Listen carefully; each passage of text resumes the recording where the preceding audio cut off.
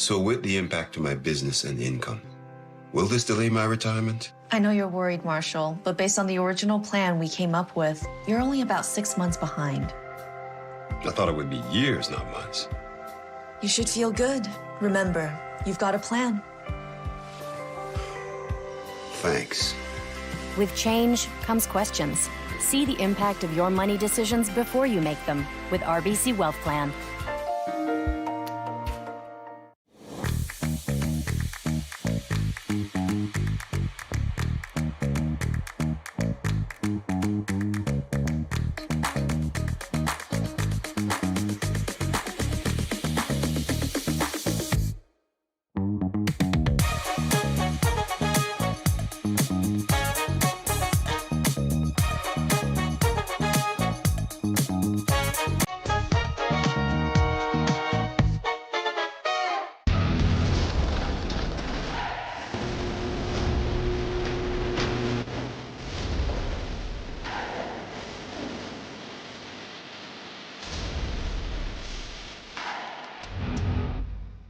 Aztec Safety is #1 for online safety training. Aztec Safety is the proud sponsor of the Aztec Safety Challenge, the #1 event on the World Curling Tour.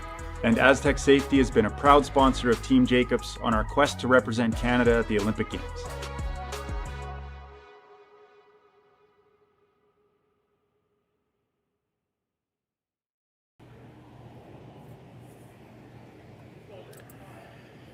Good morning. Still just here from the RBC Dominion Securities Western Showdown in Swift Current, 11:40 a.m. local time. Just a few minutes late getting underway here in this men's quarterfinal.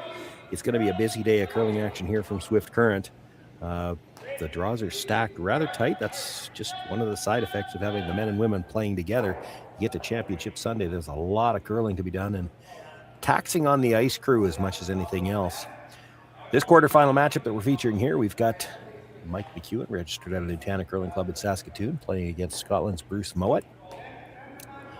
Mouat was one of the pool winners, won his own pool to get into the qualification process that way. Mike McEwen had to come through a qualifier last night. So McEwen's got the Yellowstones throwing first to start things off. They played the center guard, the come around, and now looking for the freeze.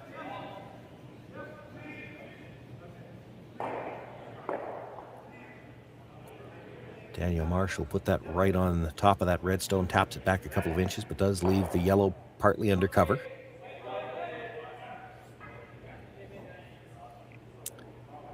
My name's Sean Joyce.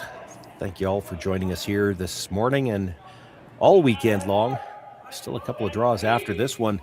Semi-final action, both the men's and women's play will start at schedule start 3 o'clock, and then the finals at 6 p.m.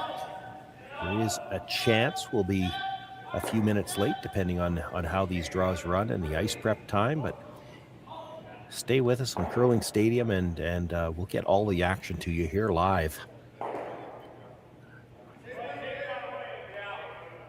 That Yellowstone was still in the no-tick zone, so after making contact, it looks like it removed it from the center line. So the Yellowstone goes back, and the red one is removed from play.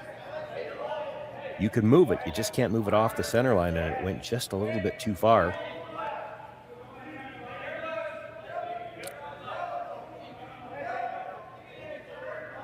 No, this is not the same guy throwing 4 rocks in a row. This is the other twin, Kevin Marsh, throws the second stone. Daniel Marsh, the lead on the left.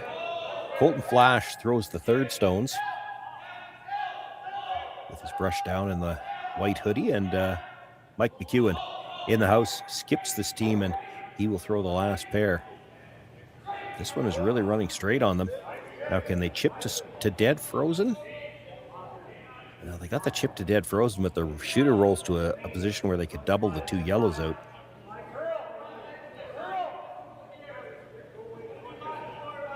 Trick is going to be to not leave a double back. You saw Bruce indicating if we hit the first one thick, maybe get the top of the second one a little bit, spin up some, and could maybe move that redstone back just a little bit, so at least there'll be some space between the 2 reds. That attempt's going to fall onto Bobby Lammy. Bobby throws the second stones for this team. Hammock McMillan Jr. on the left, as we view it there, is the lead. Third is Grant Hardy. And of course, Bruce Mouat in the house skips and throws the final pair for this team. Gets one, comes across, touches the second, moves it out into the open, but he did leave a double on the two reds.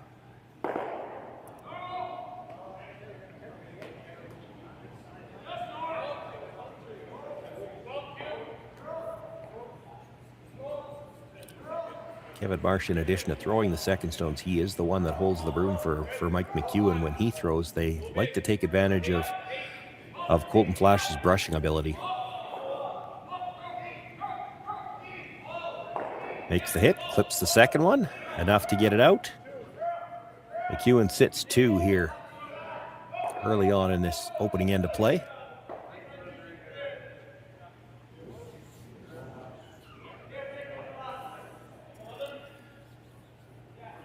Another chance for the double. Flat once again, playing the intern into it to gear off a little bit, get a little extra momentum coming across. Got one, gets into the second stone, and again, not quite able to get it all the way out of play. All Bruce Mouat could do was stand and watch as it never got to the tee line for him to sweep.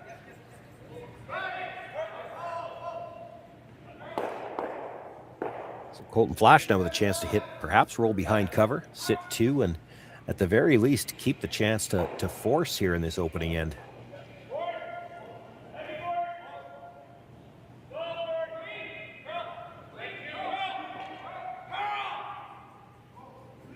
Sweeping now for Curl. Like to get across the face just a little bit.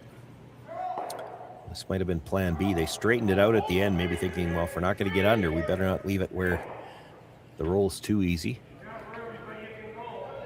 Mouat not looking at the roll, he's looking at the double. He would like to keep the blank alive here in this first end.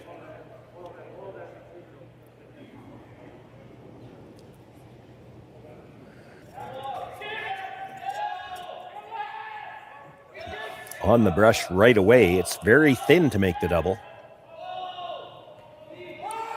Now sweeping for Curl. Now back to straight. They got to be close if they're going back and forth. Well, now they switched to plan B. Realizing they were going to hit it too thick, they let it come up to the nose.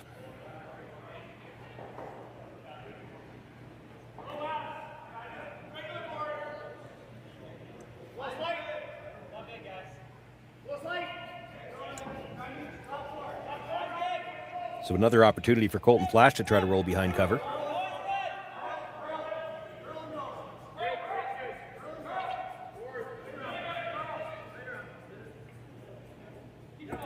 And they're sweeping for Curl all the way down again.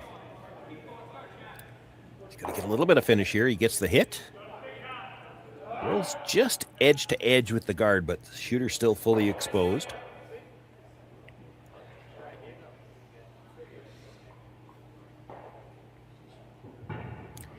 Probably better there than half around. If you get half around, there's a chance Mouat just decides to come around and get two.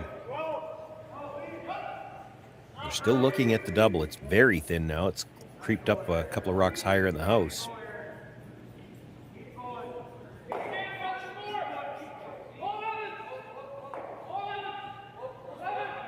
Not throwing a lot of weight here. That's the nice thing when you're hitting the first one so thin. You're going to carry a lot of your weight through. So if they throw that quieter weight and try to use that powerful brushing, gets the right angle, but does he have enough weight to get the second stone out? And no, it's going to hang around for a bite in the 12-foot.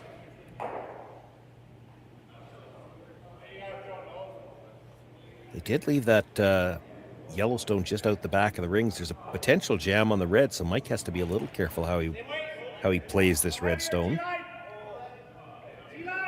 Probably plays it quieter, goes over the top and looks for the big roll.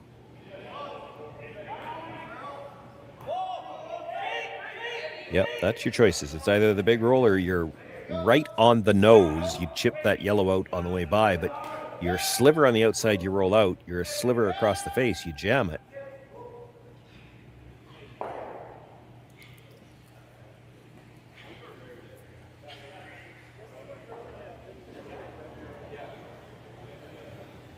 would venture to guess that they're not going to throw this one quite so quiet, because it does look like they settled on the nose hit.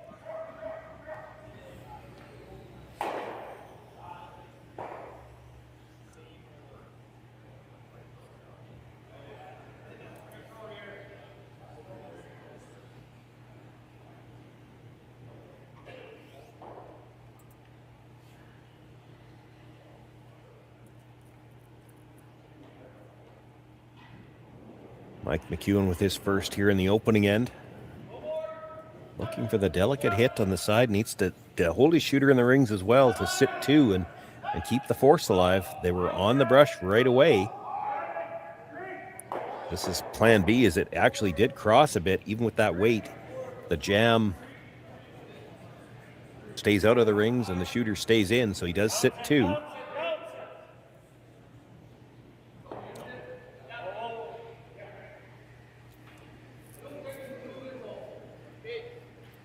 Mouat eyeing up the double here. This is his chance to get back to a blank.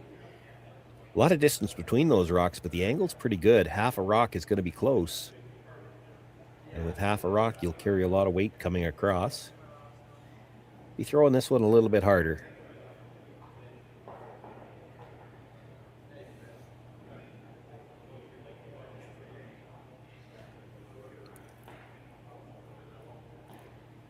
Looks like he's throwing the out turn here just to use the gear effect from the rotation as well, having to come across about 8 feet to get the second stone. On the brush all the way down, and this is going to be simply a nose hit. And now that stone is high enough that if Mike McEwen can make the roll behind cover, he's going to be a good piece of the button. He could be dead buried. Not only is the force in play, but there's the possibility of a steal here.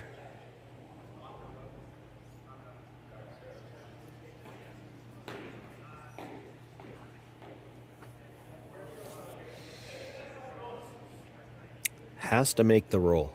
You have to believe, with as good as this Scottish team hits, you hit and stay right there, he might still go after the blank.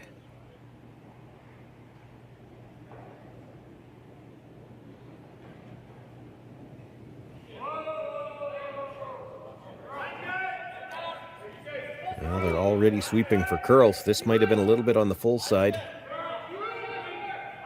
He needs to get to the inside of that rock if he's going to get the roll in behind. He's close. He's got the hit. Will roll over to the corner of the button. Mike McEwen sits one on the corner of the button, sits the second one at the back of the 12, and Bruce Mouat will have to try to draw to what he can see of the button to pick up his single point here. Good end for the McEwen team to start things off here. They've held the force for a long time, and now it's turned into a possibility of a steal. Not a lot of real estate here for Mouat.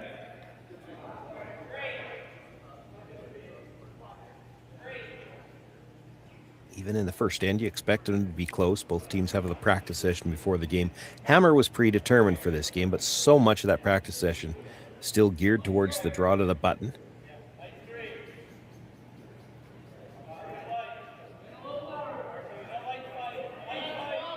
He's got two of the best brushers in the world as well. They're just waiting on the line right now.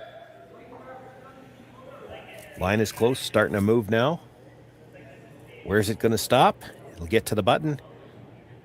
Gets to the back of the tee line, but hangs on to a bigger corner of that button. Bruce Mouat with an outstanding draw on his final stone.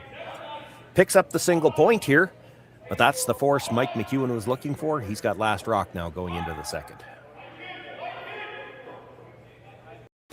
Brett, come on, man. I know Aztec's #1 for online safety training, but we really should be out here practicing. I know, guys. I'll be right there. Just let me finish this course on gas detection. Wait. Do you smell that?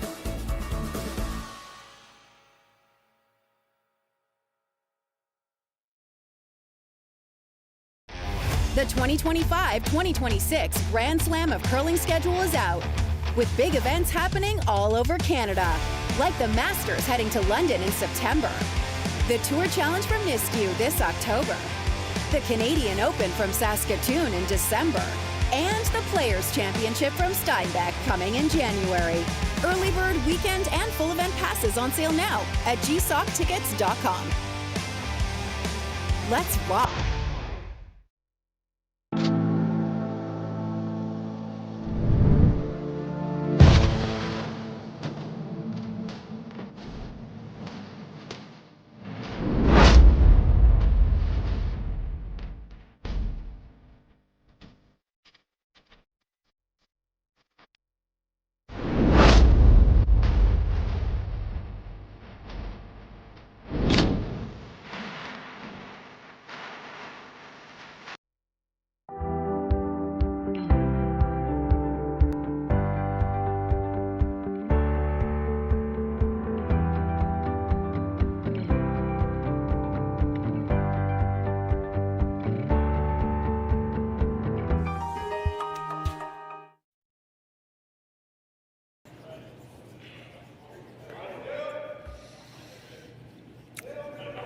Second end underway here after the force of the single. Nice draw by Bruce Mouat with his final stone to pick up the single. Throws the tight center guard to start things off here in the second end. The corner guard thrown up by the McEwen team, and that's where we are now, having McMillan looking to come around his tight center.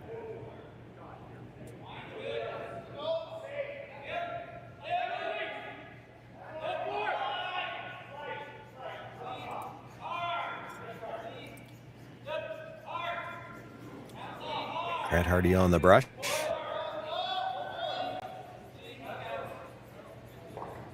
Going to be by. Now, once they're by, they'll switch sides, try to get that last little bit of finish, see if they can get it dead buried. Boy, that's a really good draw. That stone in front of the ring's only 6 inches maybe in front of the 12-foot. And by the top of the 4-foot, he's got that almost dead buried.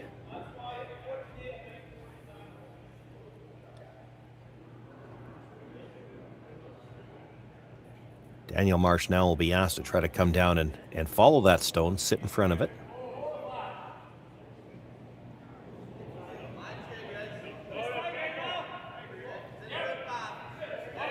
Waiting on this one to start curling. He's got a little bit more room so far. Might be just a touch stronger.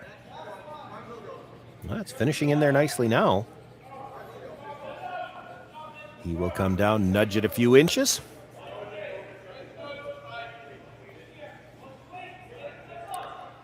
And the game of follow the leader continues.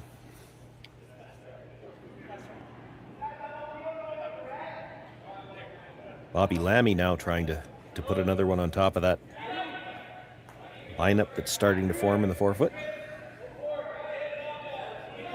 This is the 5th stone of the end. After this one, you may see Mike McEwen try to do something with that center guard. It depends where the ankles are.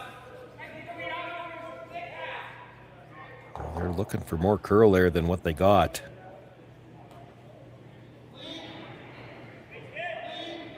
That's interesting. Mike McEwen sitting shot right now. The red at the back of the 4-foot's exposed from the outturn side. The red that was just thrown, the hit and roll under's available. You could play the guard. He's got almost too many choices.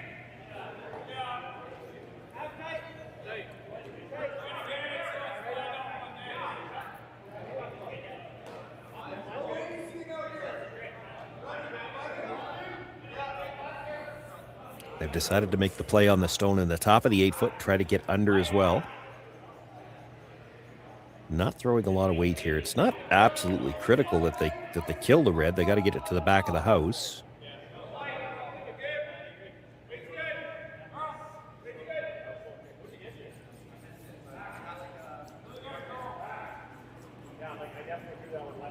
Has to get to the inside. Colton Flash trying to help it curl over. They'll get just to the nose, enough to pass it by the yellow, but that probably leaves a double on the yellows. Looks like that should clear the red at the back.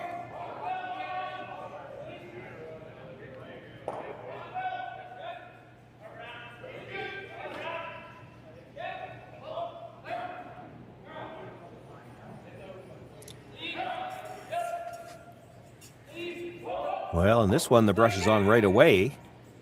Needs to be just a hair high to get both of them. Going to get the hit, but he actually drives it by the yellow as well. McEwen continues to sit one. That stone at the top of the 4-foot. 2 and 3 belong to Mouat. Still has the option to freeze that stone at the back, but you can see him eyeing up the 2, not just the one in the 12-foot, even the guard. He's a little worried about them. It's 2 red stones that can be run back. You get the little hit and flop underneath. Even if you're only just about half underneath, you take away both potential raises.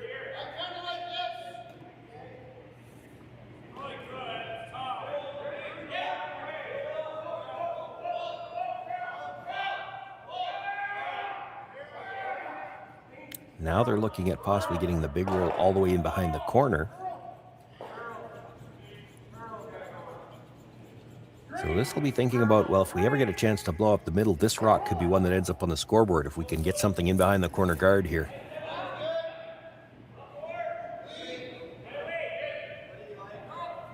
Throwing a little bit more weight when he's looking for the big roll. This has got to get to the inside.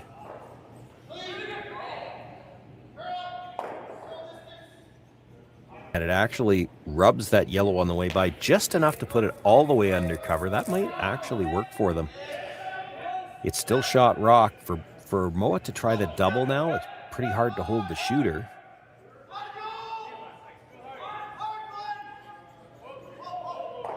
Talking about playing the hit on the yellow, roll to the other side of the guard so that there's angle to run it in. You try to run it in from this side, there's a chance it jams on that red at the back of the 4-foot.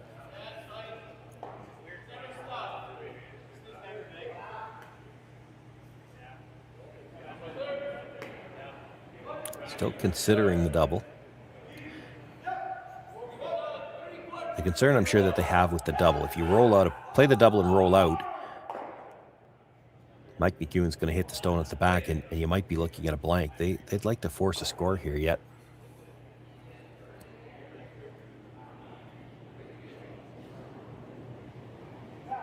This looks like they settled on the double with that weight.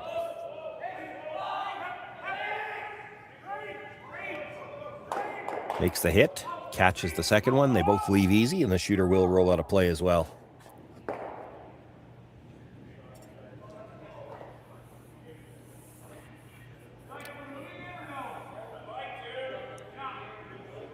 For Mike McEwen, the choice now is, do you freeze that stone at the back, which is something he's been eyeing up for a while now.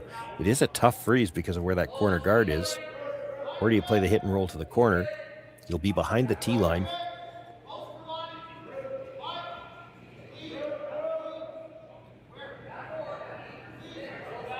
We're into the third stones here. Colton Flash. And on the brush right out of his hand. Not going to get by the front one now. Where are these 2 stones going to end up? The yellow will roll actually past the guard. Spin back a little. Maybe a hair. He does have second shot, so hard for Mouat to ignore it. He's going to have to make a play on that yellow stone in the rings.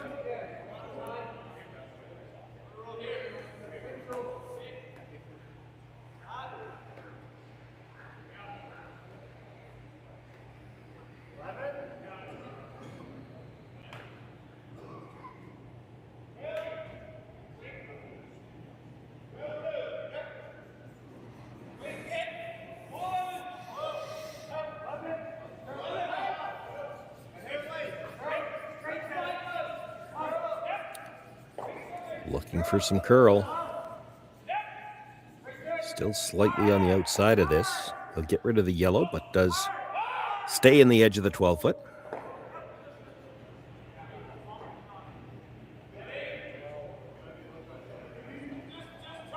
So Mike McEwen now a chance to try to use that corner guard, the yellow corner guard they threw up to start the end. Get something around it, and they'll worry about how to get rid of that stone at the back of the 4-foot later.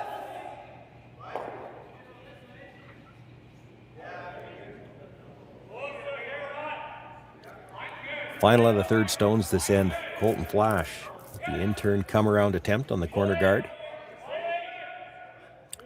All weekend long, we have seen big movement once these stones come off the center line. Comes by with nice line. They have to be a little careful on the placement of this. They don't want to leave it where Mouat can come off the red and kill it, and they actually lost it a bit at the end. That died in a hurry. It certainly looked like it had more weight than that. Now it does get third shot.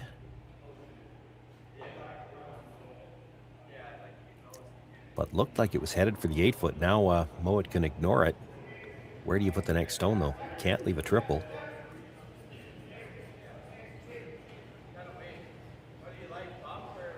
Pretty hard to put it anywhere where you're not going to leave some kind of a double, so you have to be careful what you leave.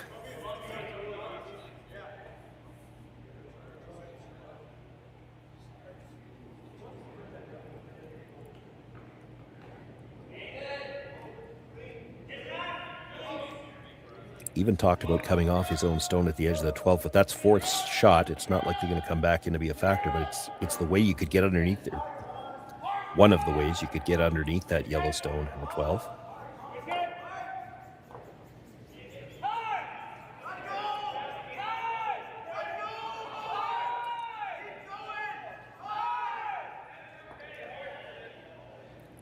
Electing to play kind of the quasi guard here, tight to the rings, kind of protect the stone at the back.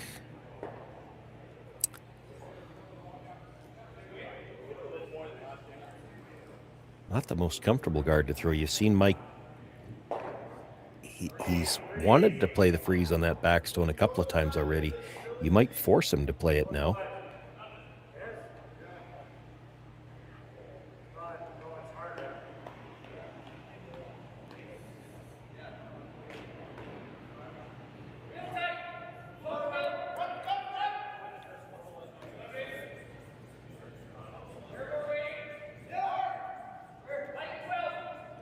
Nothing out of the brushers yet, but they're staying close. Starting to curl now, trying to help it over. Needs to get just fully across the center line. And needs to stop before he leaves the double on the side one, and I think it stopped just in time. He's made that freeze very difficult from the out-turn side because it's a small port between the yellow corner guard and that stone that was just thrown. Could play the nose hit on that, make the double. You'd still be sitting only second shot. The thin double at the top might not have you shot set for. It wouldn't have you shot rock. It might not have you second and third either.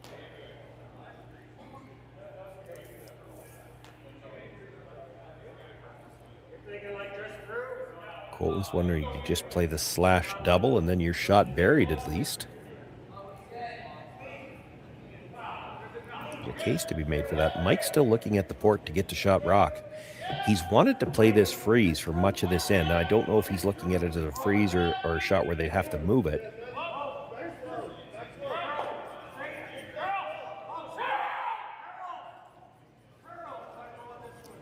He's looking at it as the freeze.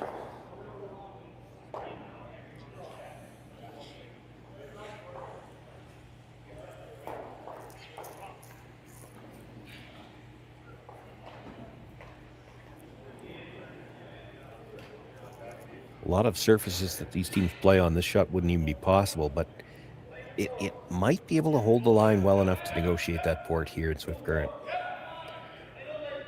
The movement's all late as the rock's dying. He's still, I think, going to have to be pretty close to that yellow corner to get by the red that was just thrown.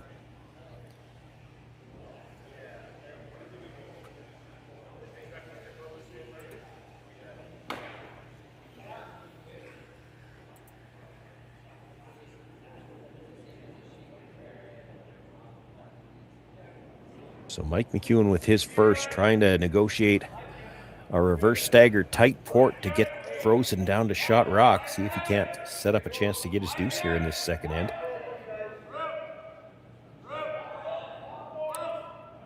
Tight by the yellow.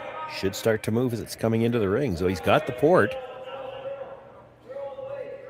Wow, what a fantastic shot. He made that look easy. He didn't get that tight to either one of the guards. Locks it right on the face of that stone, and Bruce Mouat wondering, well, can we follow that down? It can't be as easy as Mike McEwen just made it look.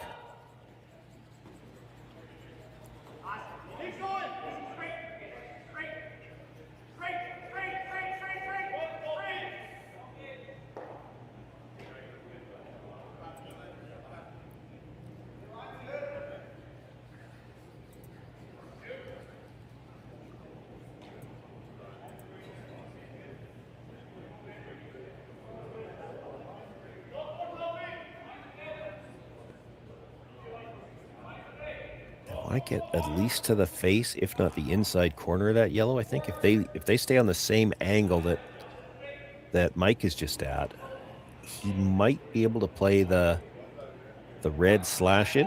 There's some risk involved in it, but if he plays the red slash it on the angle one, you could kill the two reds, leave the yellow sitting there. Then that yellow on the side would end up being the second point. This has got more line. They're sweeping for curl.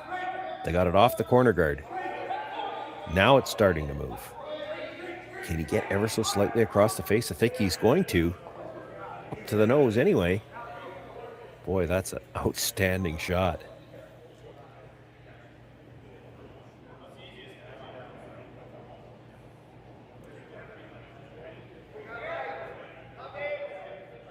Colton wondering if the slash in is there. I don't think it is because I think it drags out. Mike's first thought was you hit what you can see of that red or even thinner, the one that was just thrown, and then the yellow behind it drags onto the red, the back 8 foot. You'll get your single point that way, but no chance for two here.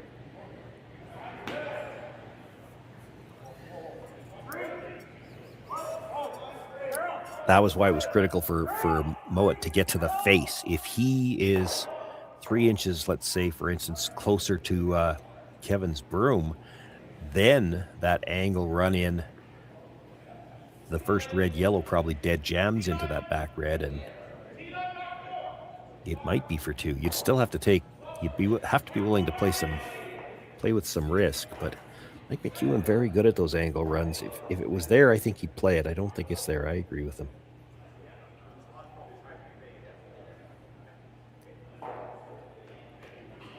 Can't be too soft on this one either because you got to take it out off the yellow.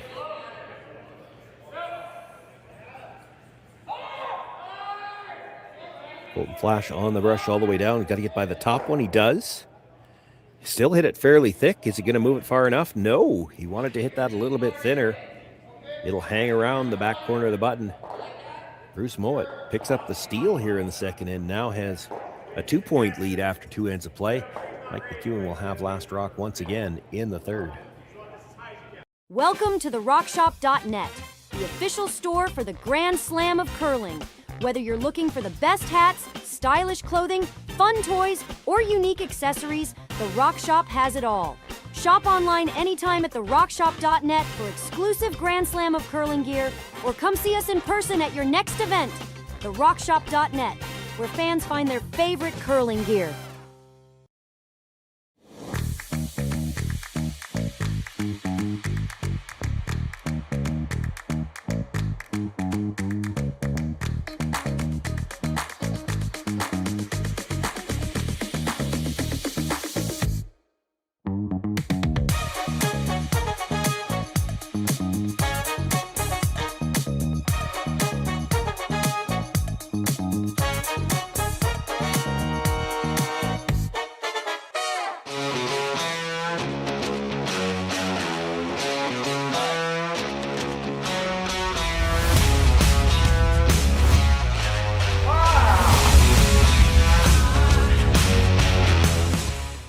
Developed over a decade in collaboration with the finest ice makers this side of the Atlantic, the Pebblehead PB5 is nothing short of a triumph of sophistication and craftsmanship.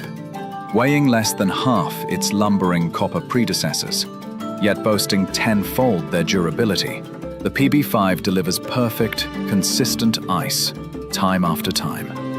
The PB5 by Pebbleheads.com, the apex of ice-making ingenuity for the roaring game of curling.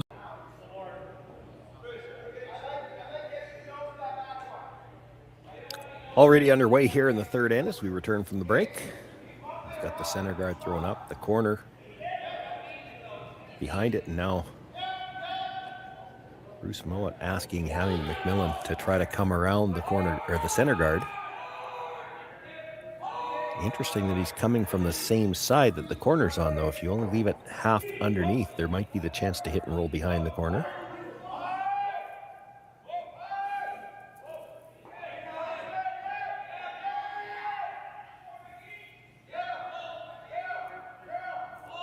So Hammy takes care of worrying about that just by dead burying it, biting the top of the button.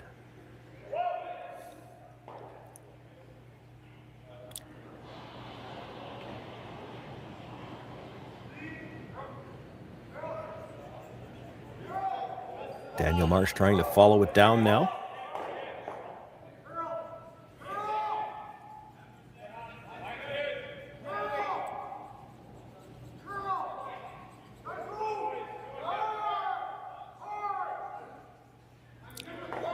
Got a nice line coming in here. I don't know that he's got the weight to get down to it. Can he at least get to the top of the 12 foot? No, it's going to come up just a little bit short, and that ends up as a staggered guard.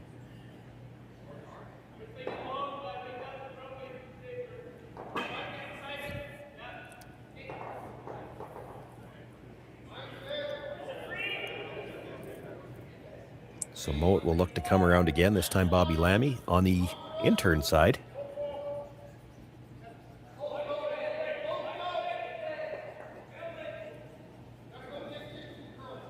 Good crowds here all weekend long in Swift Current. Now, if you've been watching along with us, you might have heard me say it as well. You can't always see a lot of people behind the glass, but as it's filling up behind the glass at ice level, that means the upstairs has got to be packed and they couldn't get close to the window.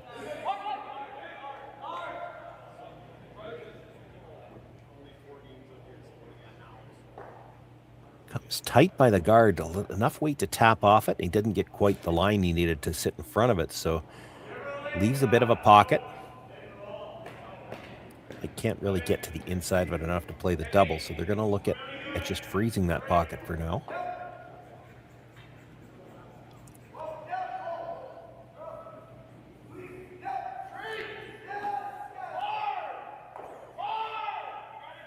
The crowd support's so good in Swift Current in past years when they've run this event separate, where they run the men's and women's not at the same time. They have actually shut down a sheet, or it might have even been 2 sheets, and they'd put bleachers out there.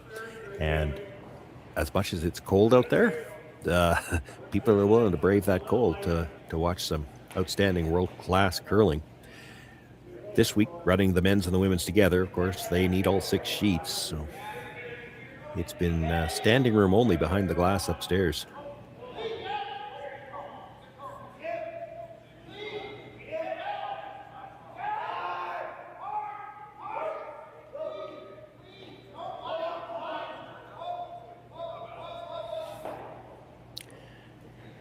Chris Heichert is the manager at the Swift Current Curling Club, and they do such an outstanding job putting this event on every year.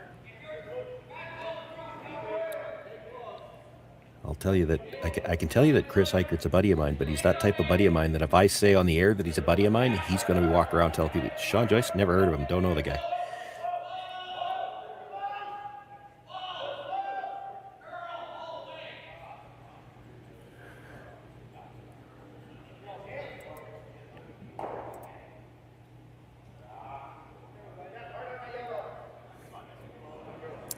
A little bit of a dilemma here for the Mouat team. That Yellowstone tapped the red back.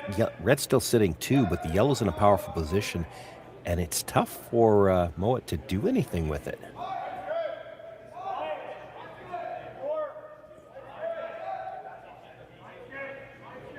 All I'm seeing is you could try to tap it straight back. I mean, if you're doing that, you want to do it with enough weight to move the red stone as well. You still need to be able to get that yellow out eventually. I think that's what they're looking at as well.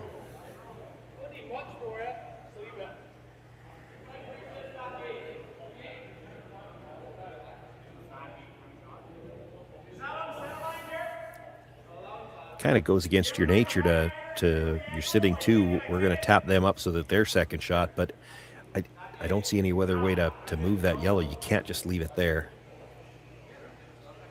It's in too good of a position for the McEwen team.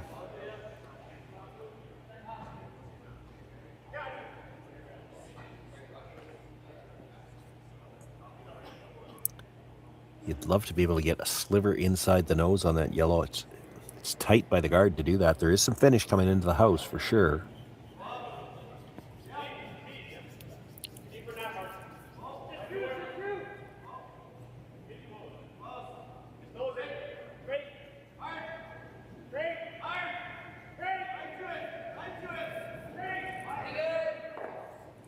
Well, they've settled on it.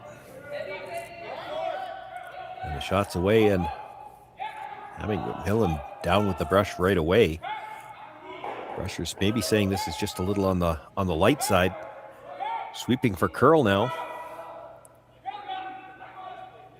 He's got outstanding line. Don't think he's going to move it very far.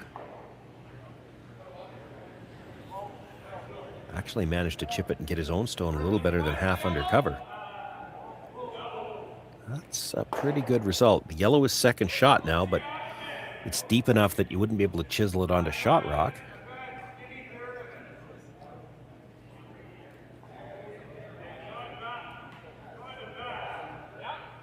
Mike wondering if it might be time to start cleaning things up. You could just play the pick on the stone that was just delivered. You get it across the top of the stone at the top of the button. You might get the double that way. I think that's what they've settled on. So playing the double, thin hit on the first stone, slightly across the face of the stone that's shot rock right now, and try to spin it all the way across, even if you don't get it out, just to get it out of the 4-foot and into the open somewhere.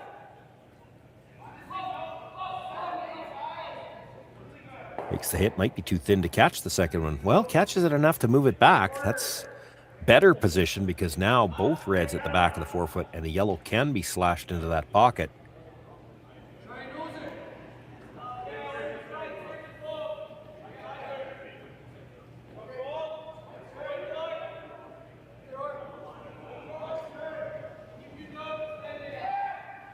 Grant Hardy, they're talking about trying to get to the inside corner of that again.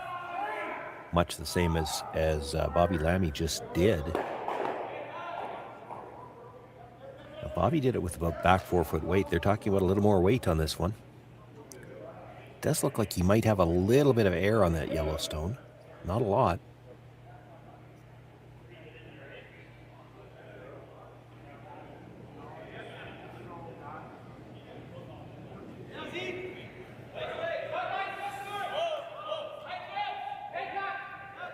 Inside brush down right away. They're waiting on a line call. They must like the weight. Once they're sure he's by the guard, you'll see them probably pick up the sweep from the other side to get that last bit of finish. He was always likely jamming it on a red somehow or another. Yellow sits shot. The red that was just thrown, though, does have a quarter of a stone under cover. McEwen could play the same kind of double, but now that that yellow has crept out far enough that there's room to get to the inside of it and roll buried. You make the double, it's a little scary that you leave that behind. The red stone at the top of the 4-foot, pretty dangerous though. Too dangerous probably to leave.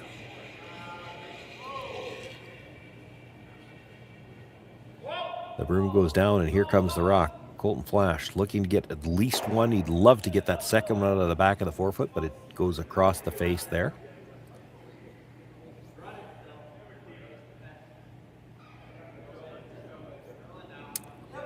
Do you play that chip and roll one more time? I think that's the call. You got a little more air this time. Get to the inside, tap it back, roll to the button yourself. You'd be sitting 2. And again, those guards at the top overlapped enough that really nothing available to be run back here for Mike McEwen.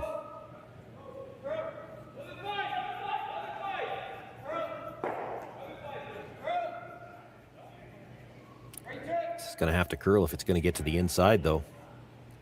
It's going to be a nose hit. Jams it on the red at the back. He does leave the double. With it being that far out, Mike thinking they might be able to see enough of the yellow to drive it on the angle towards that stone.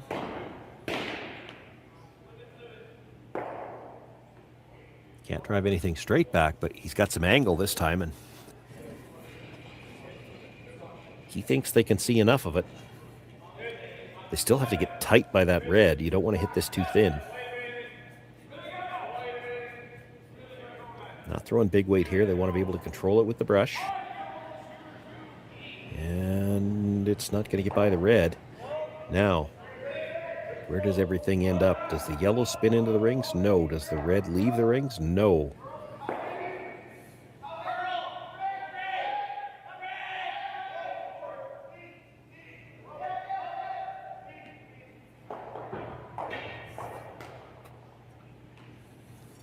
Mouat looking at the in-off on his own again, and this time to kill the yellow behind it as well. probably has to, he's got plenty of daylight to do this, but probably has to throw a little bit more weight this time because he wants to hit it very close to the nose in order to make sure he gets that yellow behind it. He still wants to roll. Good foot, so this will probably be closer to maybe like a normal hit weight. Doesn't have to whip it, but he has to throw it harder than hack.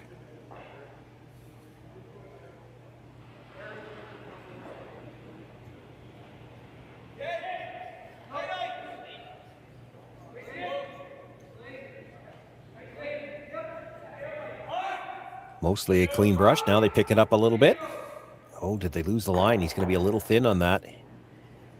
Catches the yellow at the back, but his shooter rolls too far.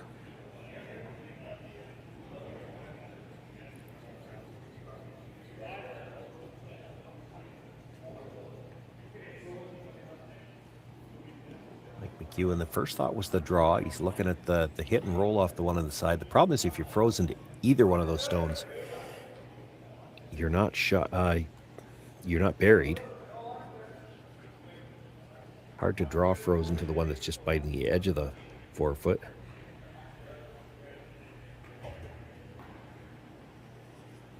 I thought he might look at playing the in-turn draw, bury it on the yellow right there. Colton's looking at the same shot I'm looking at. Because if you happen to leave a piece of it sticking out, well, there's the jam on the side. You've still got the double at the back if you need it for your last shot for multiples. You got to get this stone in a spot where Bruce can't really do anything with it. You would have to make sure you're at least second shot. Ideally, you want to be shot.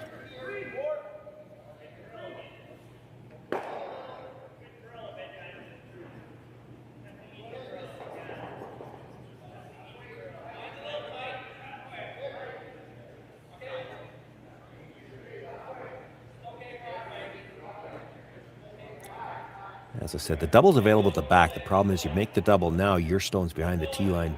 Bruce freezes onto it. You're in danger of a steal.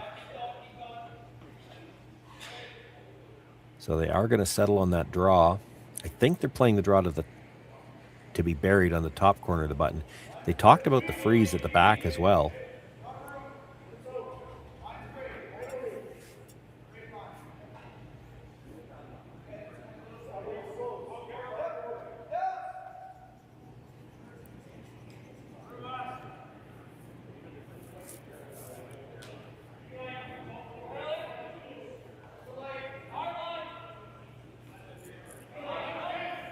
Doesn't look like he's necessarily sold on this call. It wasn't his first shot for sure. His first thought of shots to play, but it does look like a nice option.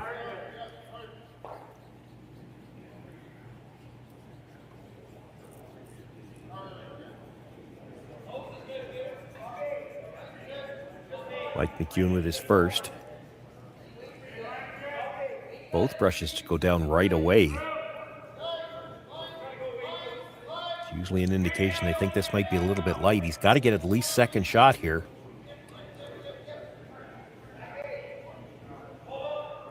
On that line, it looks like they were playing the freeze all the way. He's not got the line yet. They will get it in to be second shot, but there's still room to get to the inside of that. If Bruce decides he wants to. He's got shot rock at the back of the forefoot.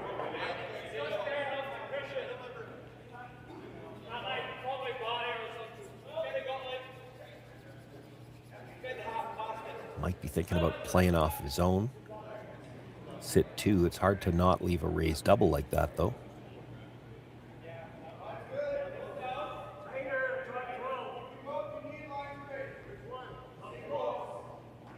If you nose hit that yellow, you'll take it out off the back red one. It's just a little scary to run it towards your own.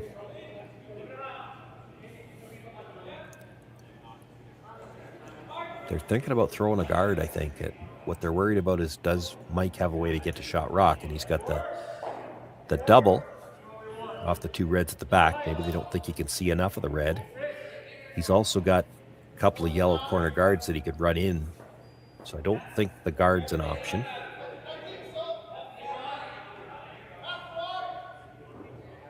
Now they're looking at straight draw on the outturn side. Mike would have the raise on the stone he just played, but hard to get rid of all three reds if you get to the 4 foot here, and then that little raise is going to only be for the single.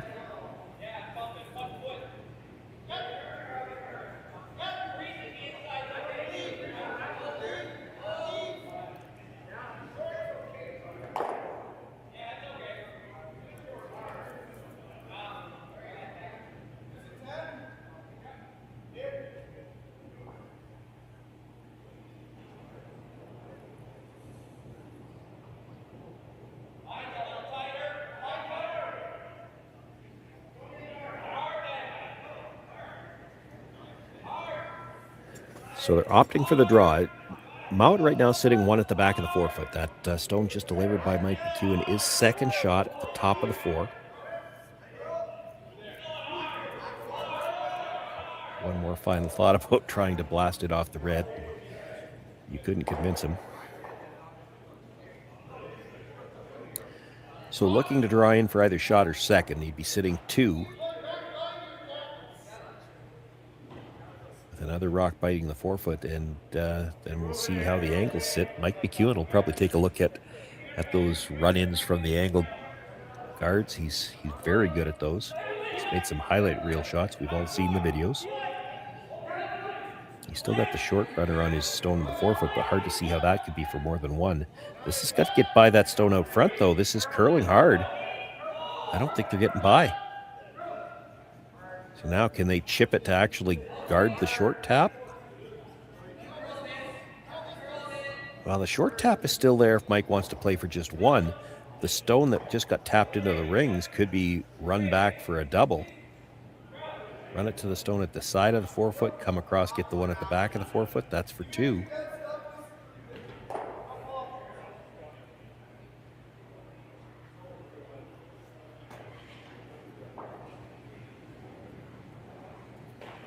And that's what they're going to play.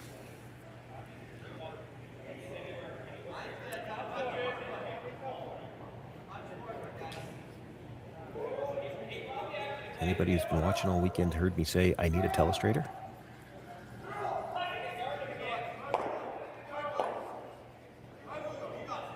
Send your request to Jerry Gertz, Curling Stadium. Sean needs a telestrator. Mike McEwen needs a run double. Already trailing by 2. Mouat sitting shot at the back of the 4 foot. He's going to run the yellow towards what is actually third shot first. Needs it to come across, kick the shot stone out of the back of the 4 foot. This could be for 2 in a tie game. Needs to curl. Needs to curl.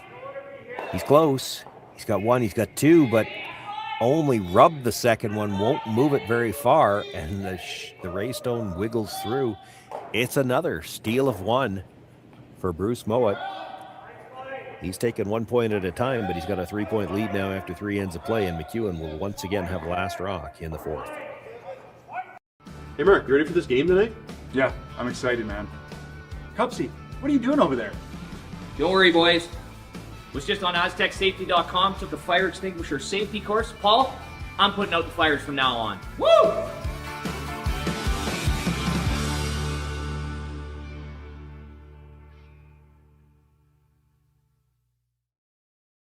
Welcome to the RockShop.net, the official store for the Grand Slam of curling. Whether you're looking for the best hats, stylish clothing, fun toys, or unique accessories, the Rock Shop has it all. Shop online anytime at therockshop.net for exclusive Grand Slam of curling gear, or come see us in person at your next event. Therockshop.net, where fans find their favorite curling gear. So with the impact to my business and income, will this delay my retirement? I know you're worried, Marshall, but based on the original plan we came up with, you're only about 6 months behind. I thought it would be years, not months. You should feel good. Remember, you've got a plan. Thanks. With change comes questions. See the impact of your money decisions before you make them with RBC Wealth Plan.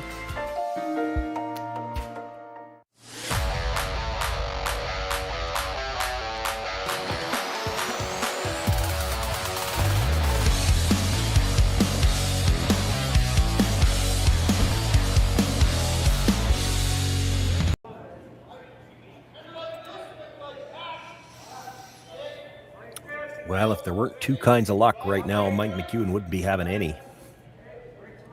Attempting the run back on his final stone, touched both red stones. Didn't move the shot stone enough to even pick up the single. It's another steal. So with a 3-point lead as we begin play here in the fourth, Mouat brings the first one into the 4-foot. The corner guard goes up, and now they're looking to bring another one into top 8 here. The first one's a little deep. It is on the back of the button, but they will pile the rocks into the middle. They want to try to force Mike McEwen into that middle section where they can eventually get the rocks grouped and try to blast them out.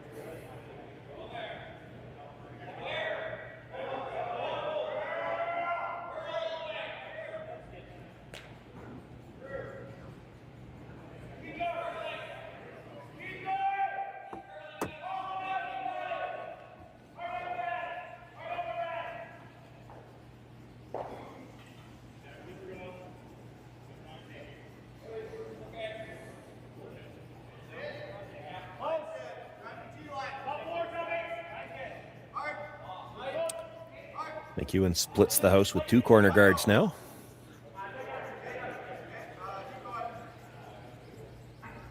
These scripts are pretty easy to predict. The first few shots, when you get down like this, you're going to throw the double corners. Mouat throws the first 2 into the rings. Sometimes, depending on the positioning, he might even throw the third one into the rings. Looks like they've opted on the center guard now. And then while McEwen's trying to deal with the ones in the middle, they might have the opportunity to get rid of those corner guards.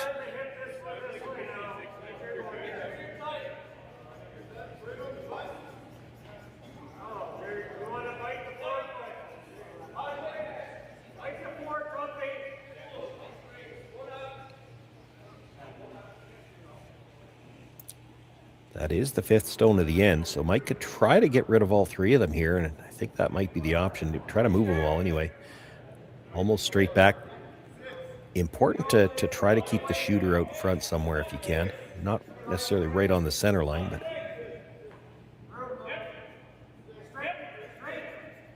you have to expect that Mouat's going to start peeling corner guards after this, so you want to make sure you've still got 3 of them up there.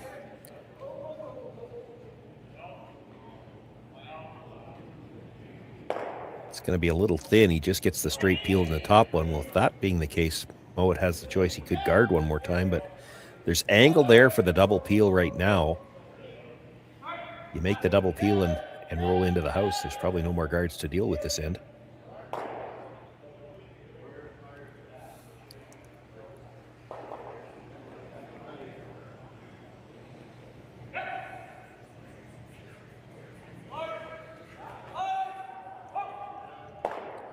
Gets 1, gets 2, but the shooter stays right there, so Mike still has that one to work with at least.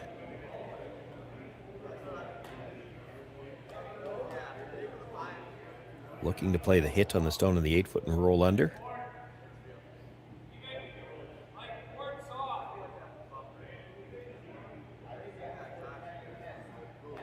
I think I could read lips there. He said soft. They're going to throw this on the quiet side. There's 2 ways you could play this. You could play this with a little bit more weight, try to get the double and roll behind. They're going to play this a little quieter, try to control the roll. They're not worried as much about that stone at the back of the button.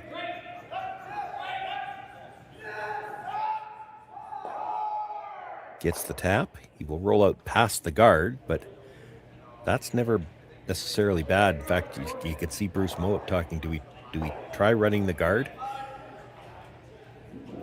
Whenever you're hitting a rock like this on the wide side of the guard, you almost can guarantee that Mike McEwen's coming around on the next shot no matter what.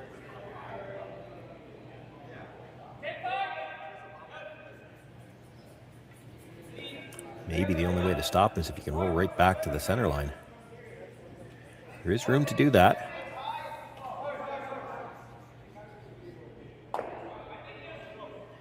Looks like they were trying to hit and stay right there so that they didn't leave the opportunity to corner freeze.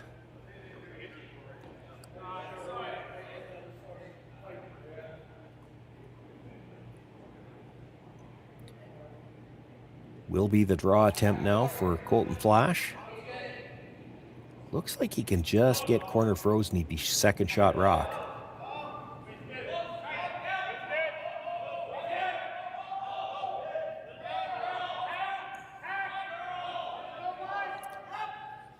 see him coming by, but all the movement going towards the corner is after it crosses the line, and there it goes. Going to be a little heavy for the corner freeze. He'll end up buried on everything, but that's a pretty short angle run on the red. As long as it clears, that's what Bruce was taking a look at. Does it get underneath the back red?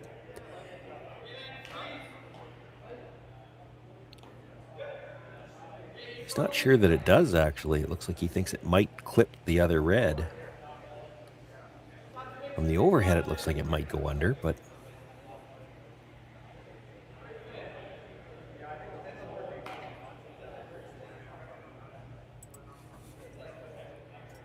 Grant Hardy wants to take a look at the angles. I guess it really actually depends on how you hit it. If you got to the nose, definitely it's coming back and hitting the other red. But if you hit it in the angle that they're already lined up at, so if you hit half to even a quarter thin on the red, I think it might go underneath the shot stone at the back of the button. They don't mind moving that stone at the back of the button. They probably don't want to kill it. As long as it's in the ring somewhere, you still got the force in play.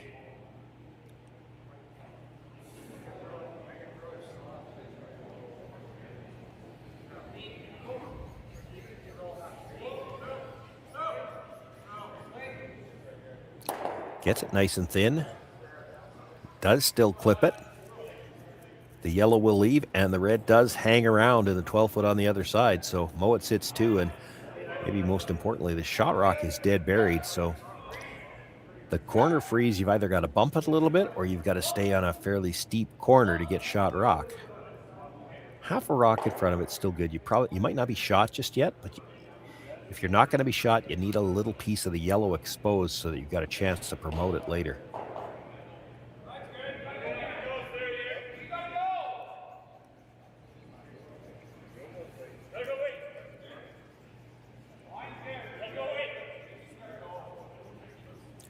Both brushers working on this hard. It's got to get down to that red stone. And it's going to be short.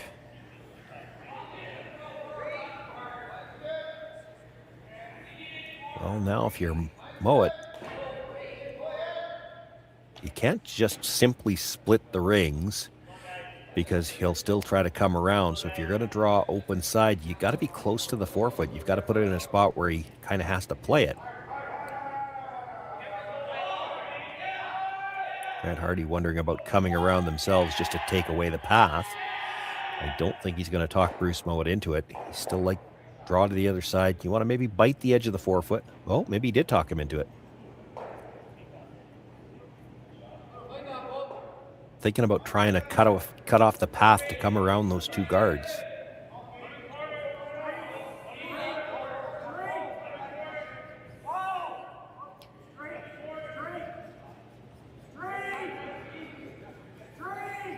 So probably with this, just trying to be full 12-foot wide open. You don't care if Mike McEwen at this point in time wants to play a double. You just don't want to give him anything to come around. And you want to be open because if he tries to come around your shooter, then you've still got it to run back.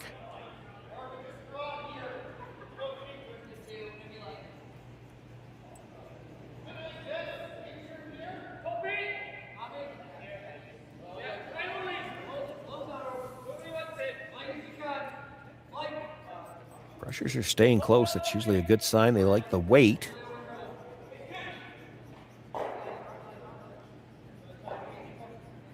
Boy, if the line's perfect, they'll bring that right in and bury a corner. Try to get it even with the other red. There won't even be a double.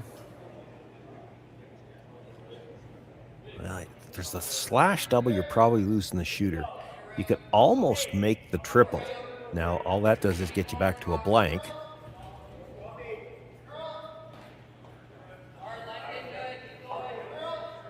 Mind you, I'm not seeing how you're scoring two here.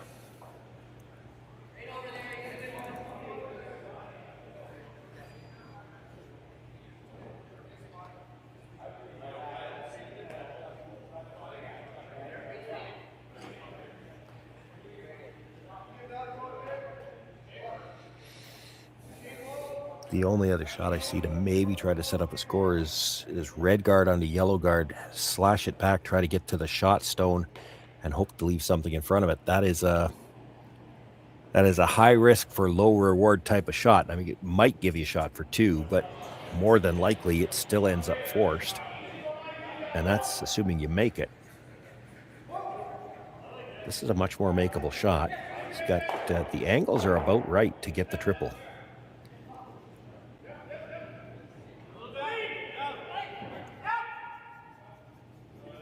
Now, the tough part about this, you try to make a triple and you still have to stick it at the end. If you happen to make the triple and roll out, Bruce Mouat comes around again and you're still forced.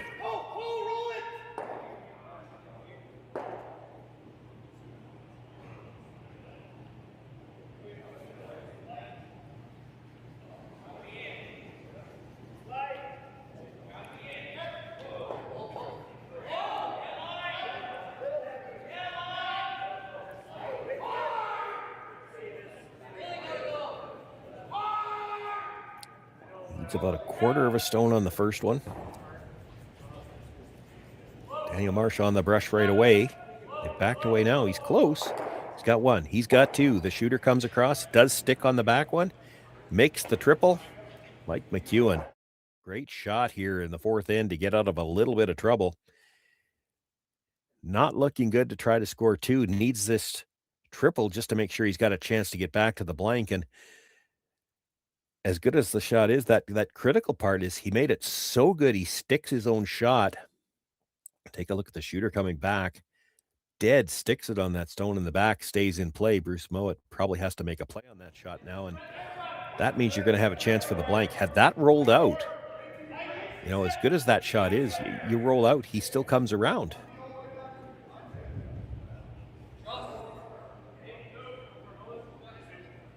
They're wondering whether or not there's even a split there for Mike McEwen. I think if you hit and stay on the nose, it doesn't matter.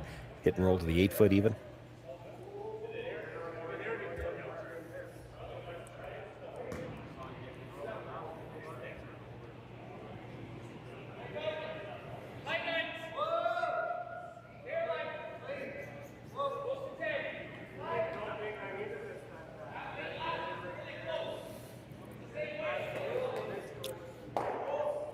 Will roll in just a couple of inches to sit in the 8-foot.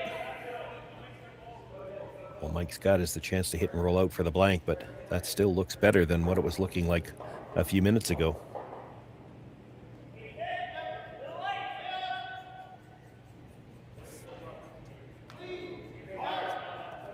Overall for McEwen, it probably feels worse than it is. He's still just down by 3. Get the blank, keep last rock. They do need one of these ends to go better for them so they could try to set up a deuce. Has to make the blank first. He gets the hit. And they run out of room to sweep it, and it spins back at the end. That's going to be a single point that Mike didn't really want. He'll take the one, but Mouat takes a 2-point lead and the hammer into the 5th.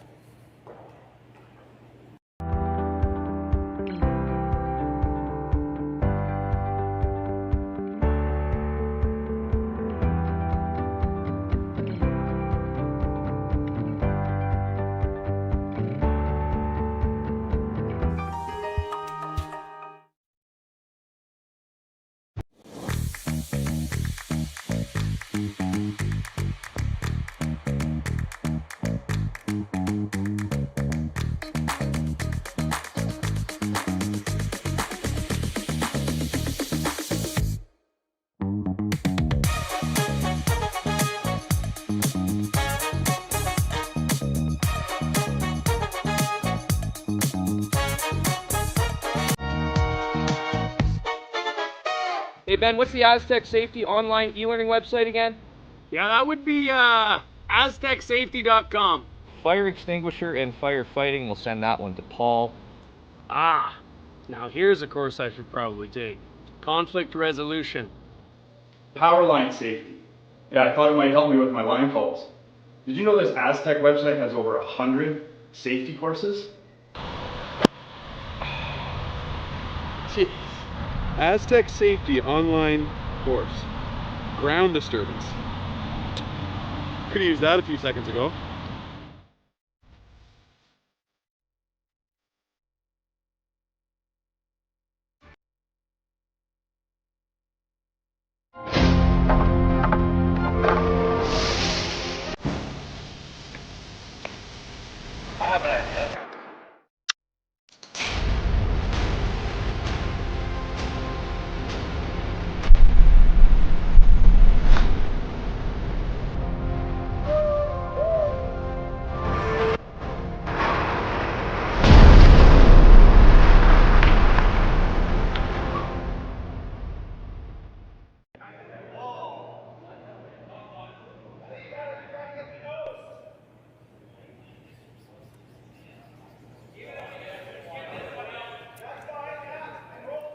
Well, the unintentional single point for Mike McEwen in the fourth end means that he's got to try to set up a steal here in the fifth. They threw the really long center guard to start with. They come around to the top of the forefoot. Now they're playing the tight guard. Sean Joyce with you here live from Swift Current. It's men's quarterfinal actions here. Started at 11:30 this morning from the RBC Dominion Securities Western Showdown. Been an outstanding event, a strong international field. I think out of the 24 women's team, 15 were internationals. The 24 men's team, 9 were internationals. A lot of these teams that are in Swift Current this week will be in Saskatoon and Martinsville next week for the either the Grand Slam or the Tier 2.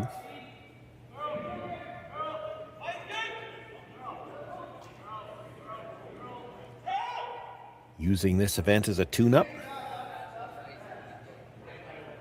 And perhaps a chance to take home a little bit of money from Swift Current as well.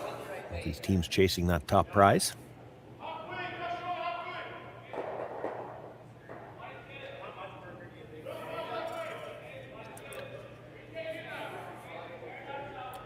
Mouat sitting 2 behind the center guards right now. Kevin Marsh being asked to come down and just jiggle things around a little bit in the house. And this is the 5th stone of the end, so no free guard zone after this, and that's when the hits will start.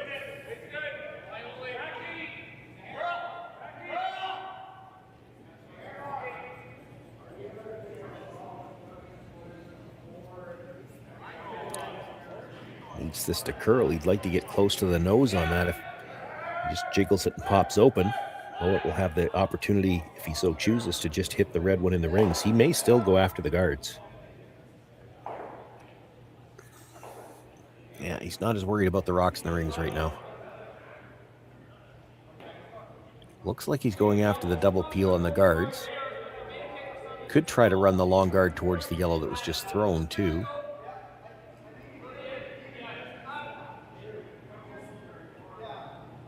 Get the 2 guards, there's a chance that the tight one comes back towards the one that was just thrown.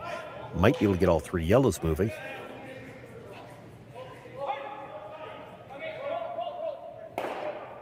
Just going to get the peel on the high guard, though. The shooter will roll all the way to the divider and out of play.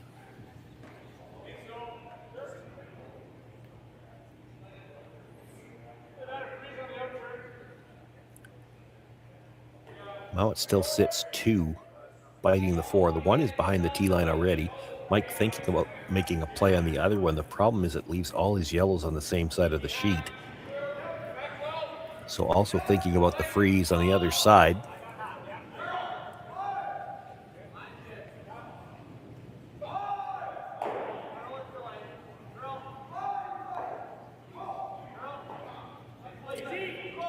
Probably has to be right back to it here.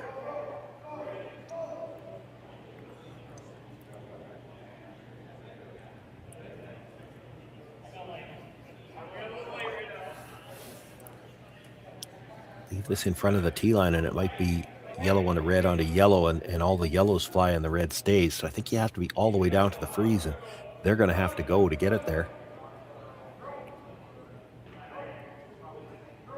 Well, he's not freezing the back one, and I don't think you want to freeze the top one. That's, you know, if you're going to have a miss, that's probably not bad there. It's hard for Mouat to go after that one now. He's going to go after the tight guard and try to run it towards the stone in the 8-foot.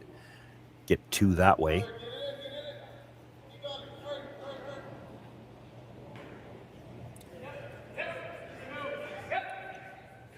Bobby Lammy with the throw. Grant Hardy down right away. Not the way they were looking to do it. They would have liked to go across the top. He does get 2 yellows moving. It will come out of the rings, but he moved his own stone from the top of the 4-foot to the back. Looks like it's just out of the rings. And that means that Mike McEwen could probably start throwing guards again now. He's going to have a path to get to the freeze.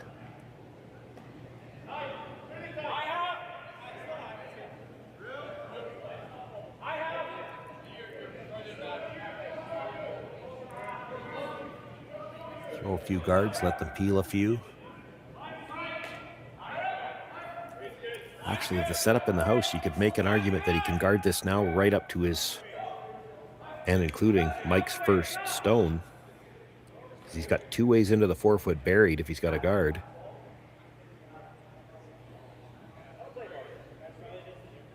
Need that to stop. They're going to leave enough angle that Mouat can take a run at getting both yellows here. He's going to play just a straight peel.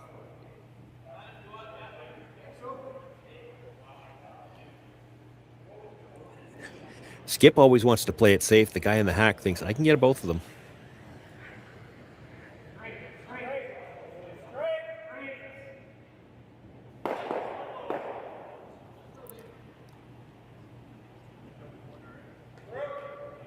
I think the guy in the hack won. They're going to try to get them both. He's got to go over the top of the second one a little bit. Just took a look. There is the possibility if you make it, it's going into that yellow just off the rings on the side. But with Mouat having last rock here, if you just clear the middle, I don't think you're too worried about anything that would stick as a biter out there. Didn't want to hit it that way, though. Jammed it onto the stone at the back of the 4-foot, so now he's left McEwen sitting 1, and there is a center guard to work with. It's about a halfway guard. It's hard to throw a second one. So you probably have to come around now, and the question is how deep. You saw Mike indicate if we're up high, they've got to double off the side one, so they got to be T-line at least. Even if you're in the back of the 4-foot here, I don't think Mouat freezes, but if he does, like, you might be okay with that. You know, you need some rocks in play right now.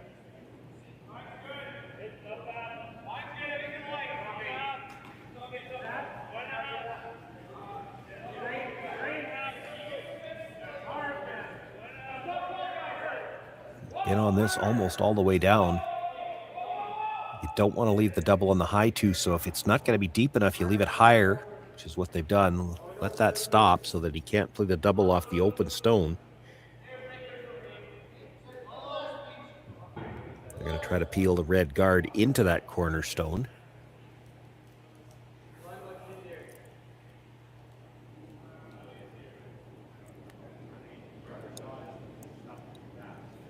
I still think the red at the back of the house is out of the rings, but I haven't seen anybody make a definitive gesture on that yet.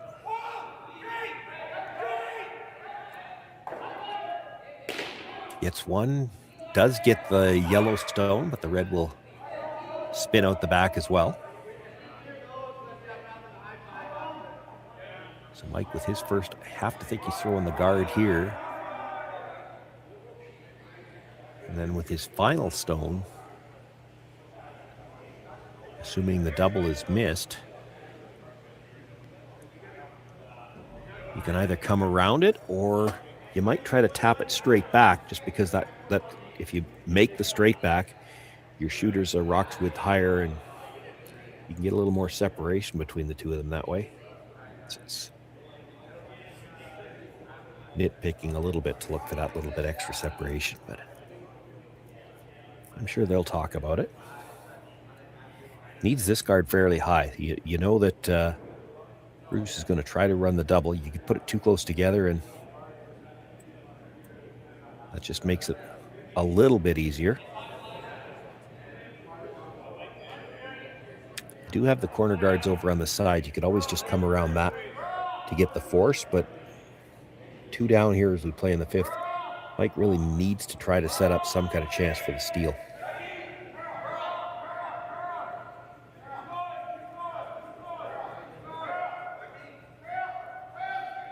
Well, that's interesting. He didn't actually get all the way over to cover shot rock.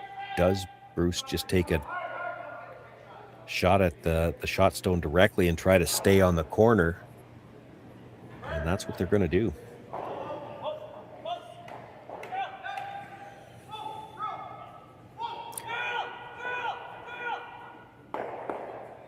Needed a little better coverage on that stone. There's room to pass it by everything at the back, or the one stone at the back, I guess, and hang on to the side of the 12-foot.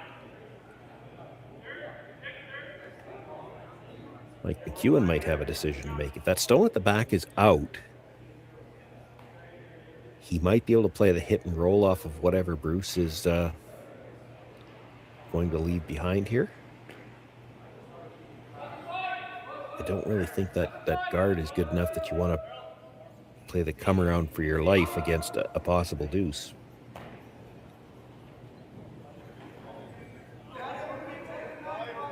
Bruce Mouat with the hit, enough to pass it through the back, and he does roll all the way over to the edge of the 12-foot. So the choices for Mike McEwen are you're playing the come around, and it's honestly, it's against the possible loss.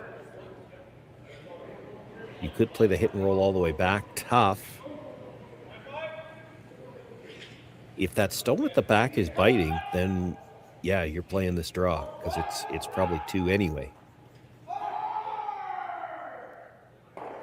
They didn't even hesitate to play this. It makes me wonder.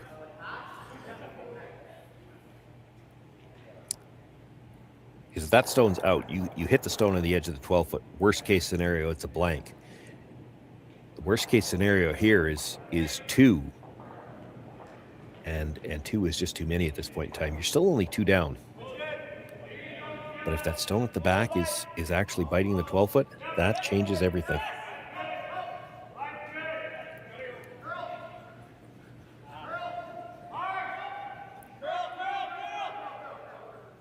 Rushers picked this one up early, as much for weight as anything else.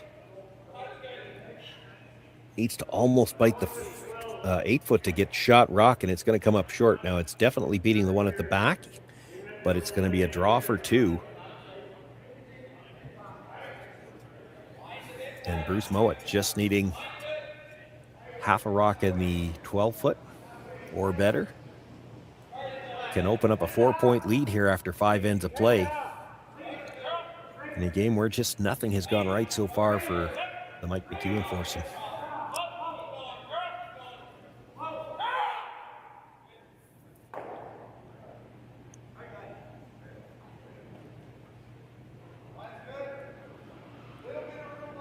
Final stone, 5th end.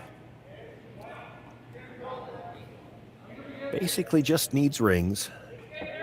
Having McMillan with the brush down right away, but that's really just a hard clean.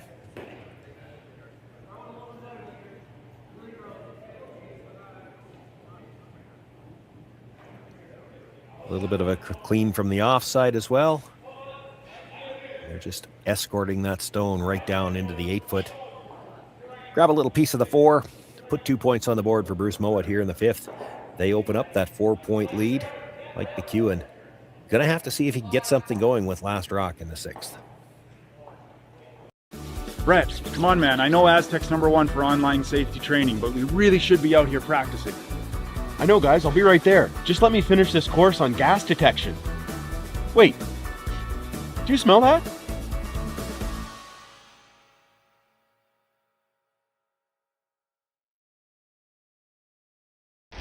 The 2025-2026 Grand Slam of Curling schedule is out, with big events happening all over Canada, like the Masters heading to London in September, the Tour Challenge from Nisku this October, the Canadian Open from Saskatoon in December, and the Players' Championship from Steinbeck coming in January.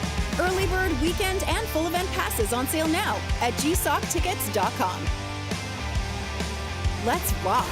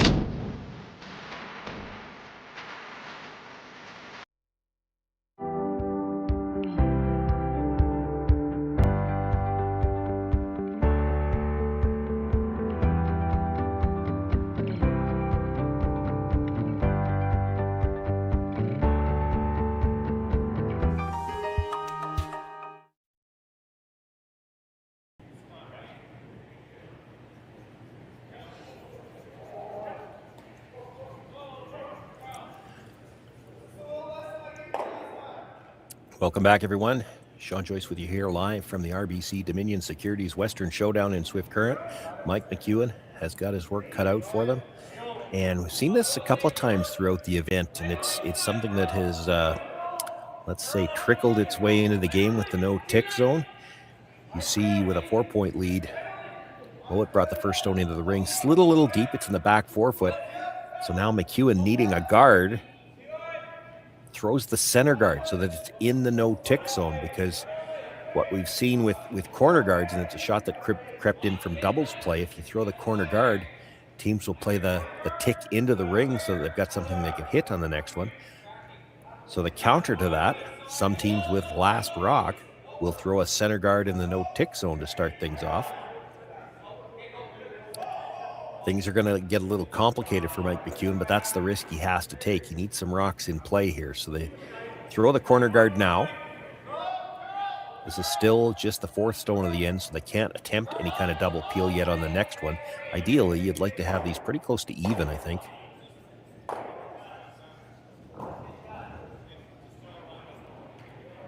And you'd like it to get wide.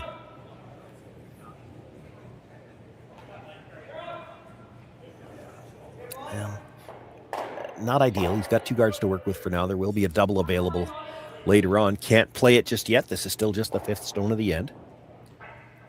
So Mouat will look to pile another one into the top of the forefoot.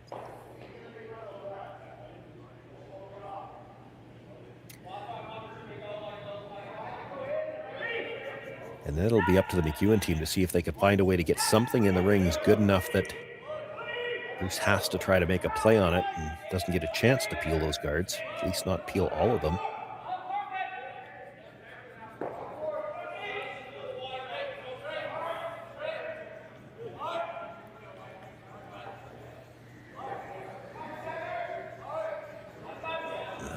Just a little strong on this one as well, and they switch gears, try to hold it a little straighter, come by the stone at the top of the forefoot so they don't push it behind the tee line.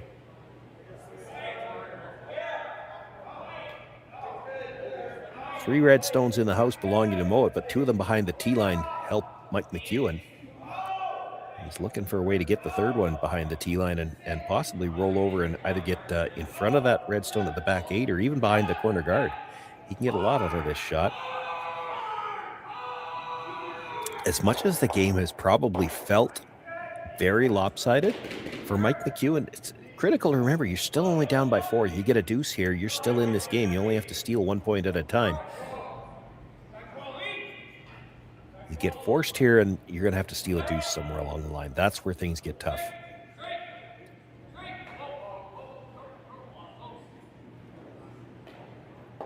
Got the chip on the red stone. Moves it just behind the tee line, and the shooter will roll over and, well, it was buried and then spun back almost half a rock's worth. But he's got 3rd shot.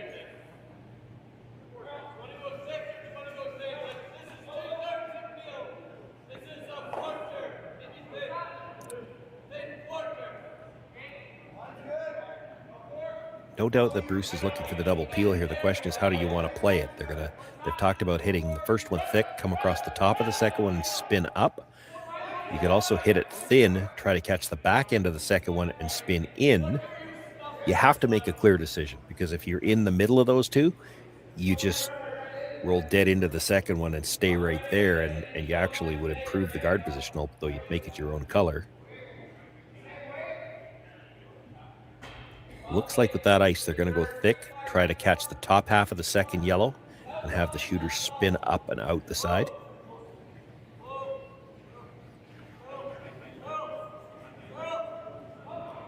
Nope, they did opt to go thin. Actually got it too thin.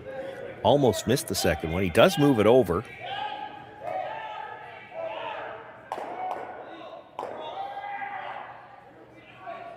It's all Mike's got to work with, so he's got to try to get something around it.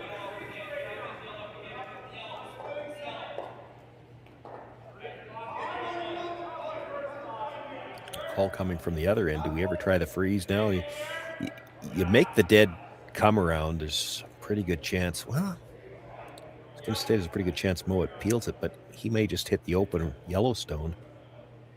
By playing the freeze in the house, you guarantee that Bruce isn't hitting that corner guard right now. He's going to make a play on one of the rocks in the rings, and the longer you can keep that corner guard when it's the only one to that you've got to work with. Probably the better for you. Get the corner freeze on this red. There's no way for it to leave. Too many rocks for it to jam on going the other direction.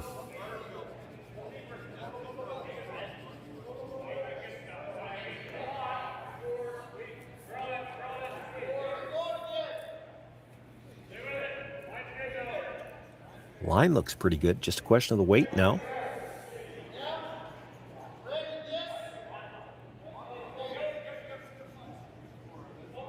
Did they wait too long on this a little bit? It's second shot. It is going to be a hard one to get rid of. I see what Bruce is talking about. You can nose hit it. It'll take one of the reds with it, come across, get that yellow at the back of the 8-foot, get rid of it. Doesn't want to leave that yellow where it is. You could just play the open yellow one, even if you blast those two out. Then there's a way to get that yellow out later.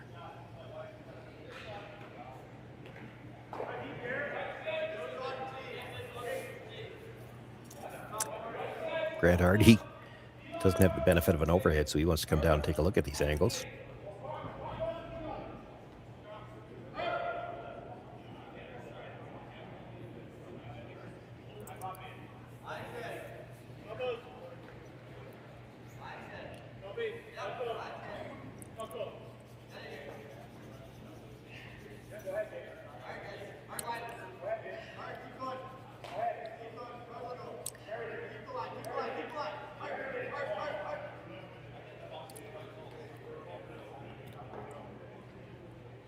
Just that last indication from Grant, I wonder if he's not wondering about the slash. It's not what they're playing. They're going to play the nose hit with some weight.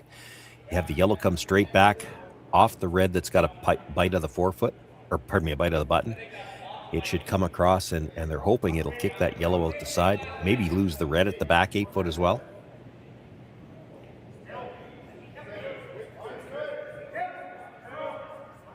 Has to stay to the nose or slightly to the high side here. He's got the nose, comes across, actually clips the stone at the back of the 4-foot.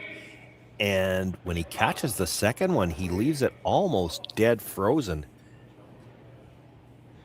Well, Mike McEwen hasn't had too many breaks so far, but he got one there because that Yellowstone is going to be very hard to remove right now.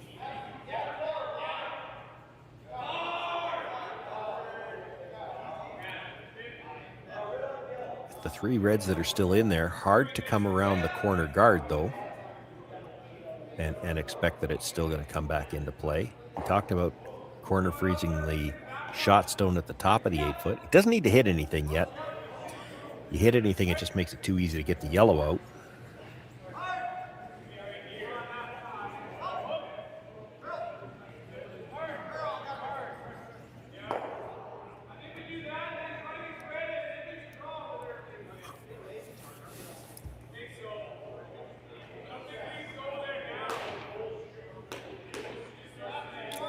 He's got a fairly makeable, not that he'd play it now, he's got a fairly makeable double on the reds in the middle. So if you do come around the corner guard, there's still time to bring that stone into play. He's got to play the freeze on the back one.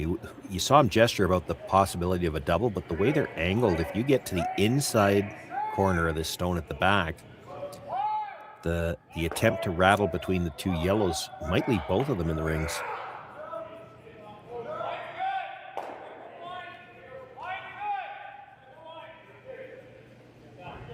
Both brushers down. He's got to get by the stone at the top of the 8.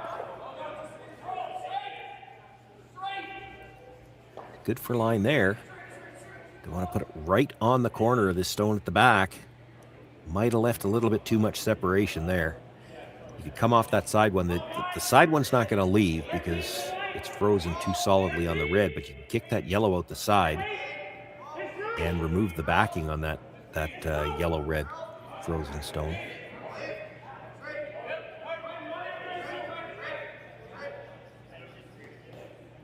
Also looking at the runner on the stone at the top of the 8-foot, he's thinking he might be able to get both yellows that way, and he might.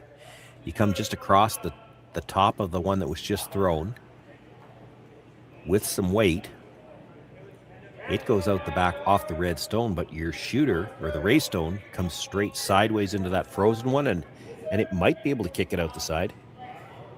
He's going to have some pace on this one.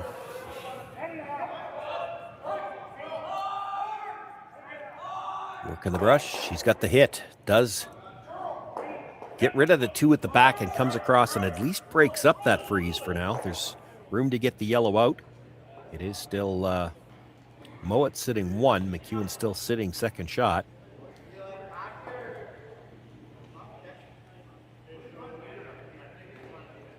You make the freeze anywhere into the pocket right now, and only 1 yellow's ever leaving.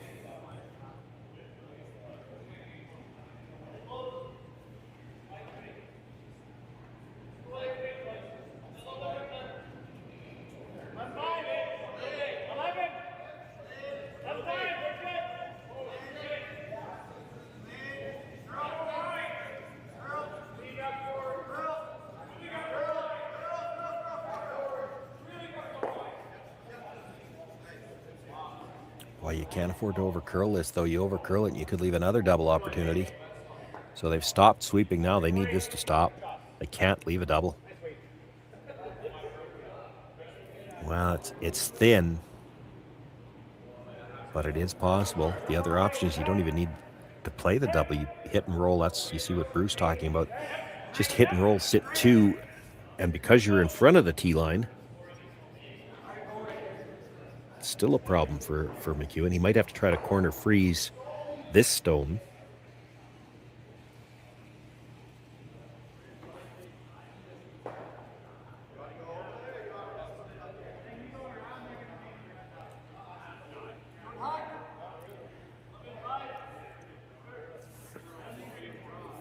Best chance here, I think, for Mike McEwen. You need him to over-roll on this. If he over-rolls a little bit, you might still be able to freeze the back one.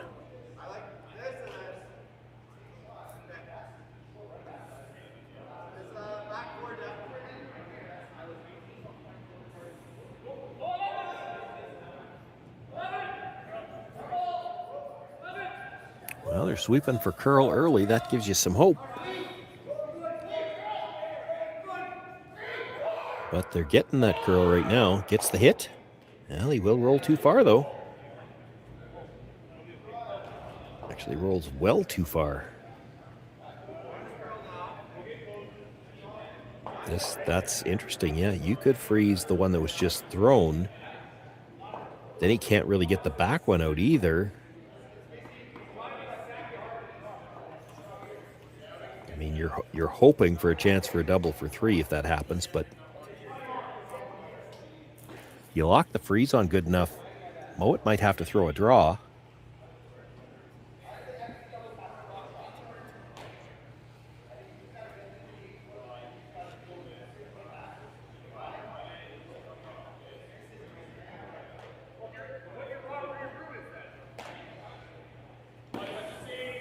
You could still just dead freeze the stone in the 4-foot.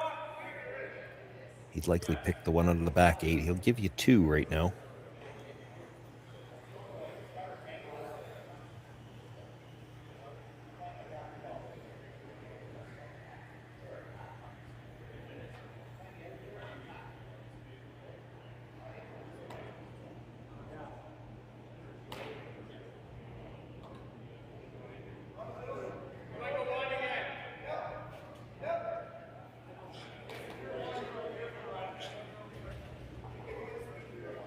So still looking to freeze the pocket, which would still make it difficult to get to that yellow at the back, although you could slash this yellow into it, make sure that it's never going to be more than a deuce.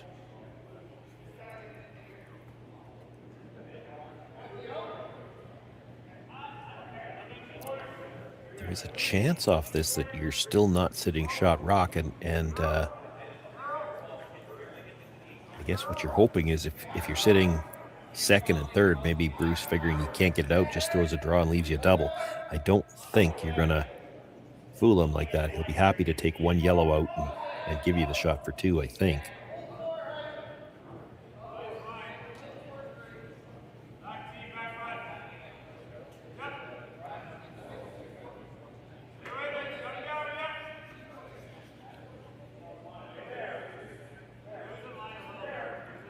Better line this time. He has to stay on the Broom side of that red.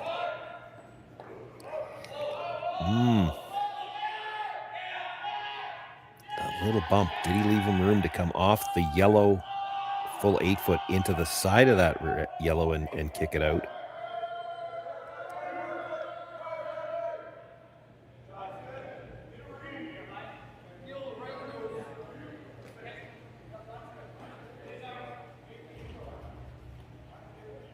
Looks like what Bruce is settling on is just play for the nose hit on the yellow. Leave your shooter in front of that cluster of rocks.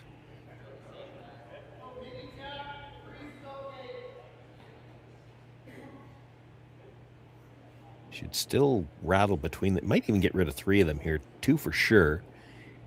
Gonna hit this hard on the nose. The yellow will come across. It'll hit the red, come across, catch the other yellow. It actually might go into the middle of the 2, the yellow red at the back. You might get rid of the 3 stones at the back here.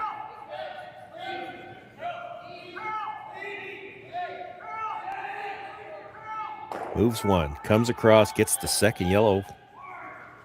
Only kills 2. It's left a double for Mike McEwen for a deuce. Needs the double to catch the to keep his shooter.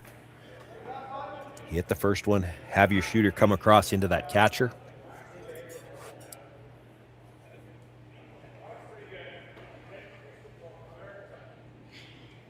Chance to keep himself in the game here. Needs this 2 points.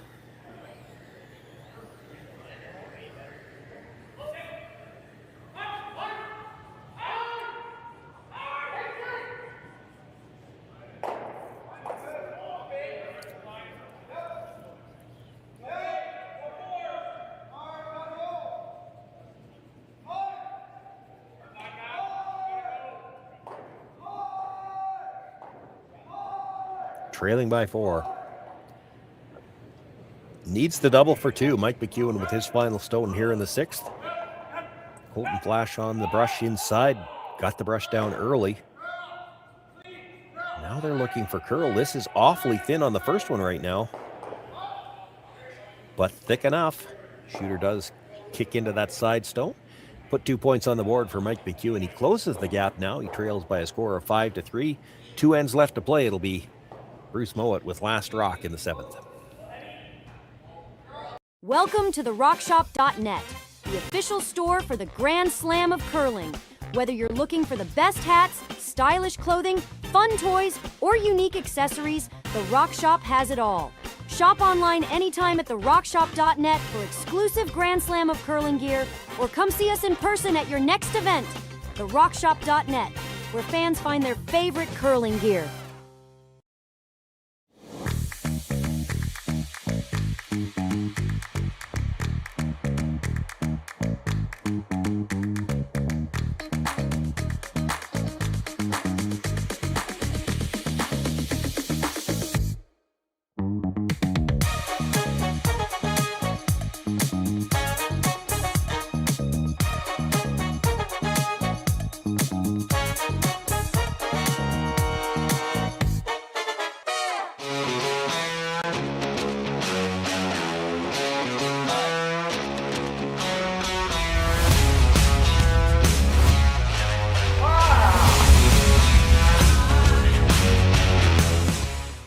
Developed over a decade in collaboration with the finest ice makers this side of the Atlantic, the Pebblehead PB5 is nothing short of a triumph of sophistication and craftsmanship.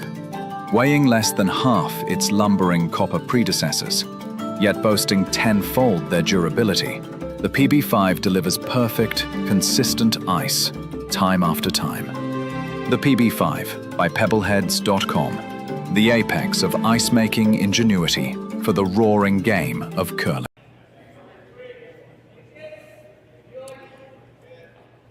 Welcome back, everyone. Well, I can almost call these first 4 shots blindfolded.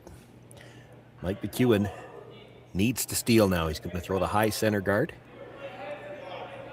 McMillan's going to come around to the top of the 4. Then Daniel Marsh will be asked to throw the tight center guard. McMillan will come around one more time. And Kevin Marsh will look to jiggle the stones around in the house, and then, depending on the angles, that's when everything starts to be more reactive than scripted.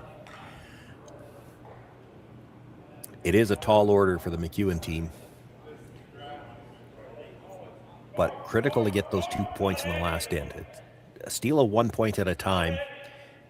I've talked about this through the course of the weekend, that the key here is you just don't sit there in the hacks and think about, well, we have to steal three ends in a row.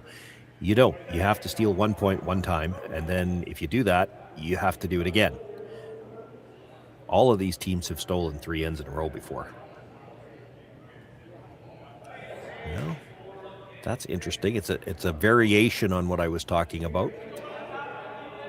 They come in on the second of the lead stones, knowing it's still the free guard zone. Now Hammy will throw the next one in, and they'll throw the second guard on the 5th stone of the end so that they don't have 2 red shot stones in there to deal with yet.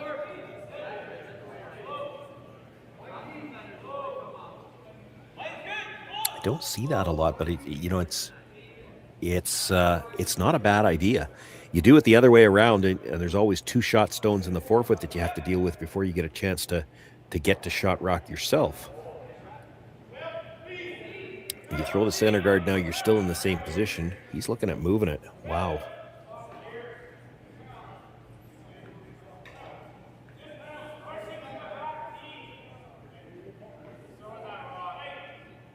It only surprises me because you know the center guard's gone on the next one, and then you have to throw tight guards. So I guess, I mean, as long as you make this really, really good, because you need to be able to guard whatever's left after this for the rest of the end.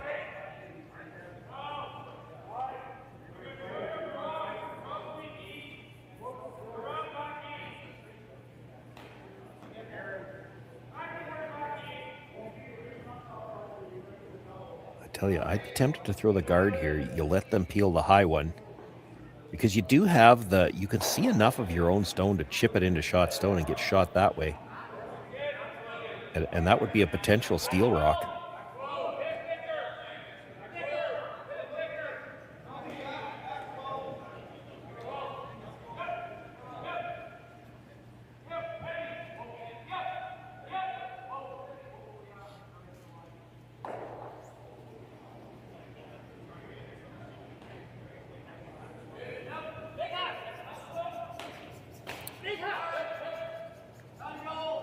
Quick discussion about maybe hitting the rock in the rings, and I think that only comes from the fact this long guard by itself isn't much good, but you know that at some point in time, Mike's going to throw a tighter one, use this one to protect the tighter guard. So you peel it now.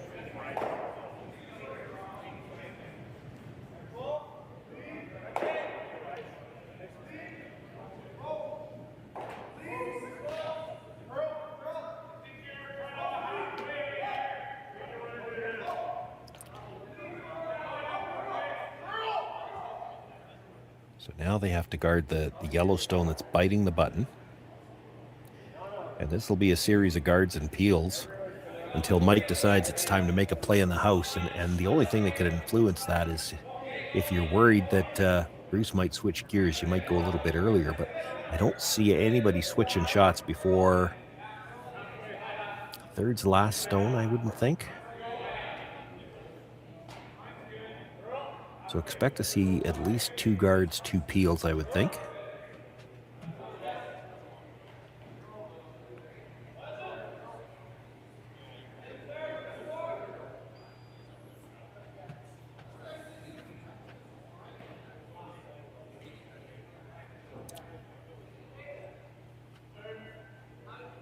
Was wondering whether they'd play just for the straight peel or try to move one of those yellows.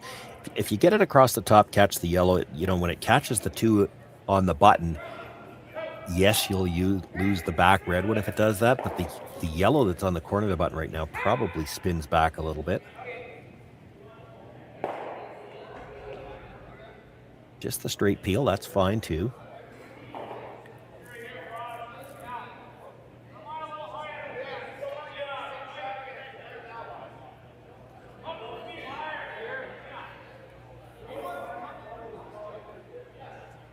They'll look to replace the guard. It does look like they talked about maybe putting it a few inches further over just to change the position a little bit. Maybe make it a little riskier for Mouat to try to kill 2.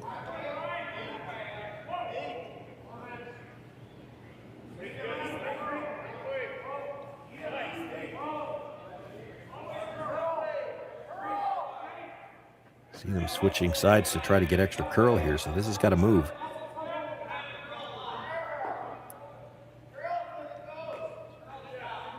He'll get to the line he needed. It's a little bit longer too, probably not as likely to try the peel into the rings this time.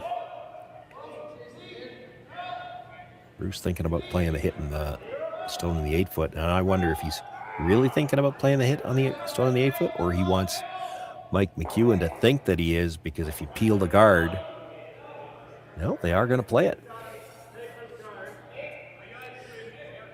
That is one where sometimes you'll talk about a shot like that just so that you could influence your opposition. You think you're going to play this on the next one. Well, maybe he can't throw a guard on the next one. Maybe he's got to make a play into the house.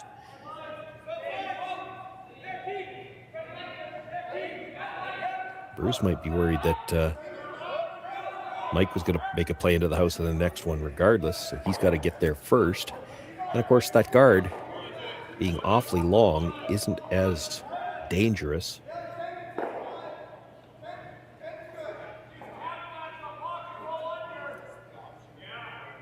Made that pretty nice. Now, can Colton get to the nose or just about to the nose on that? If you get to the nose or a sliver inside, when you tap it back, you're going to leave a pocket. You actually might leave yourself shot rock if you just rub the yellow on the way by. But you could leave a pocket at the back of the 4-foot where it becomes very difficult to get this stone out.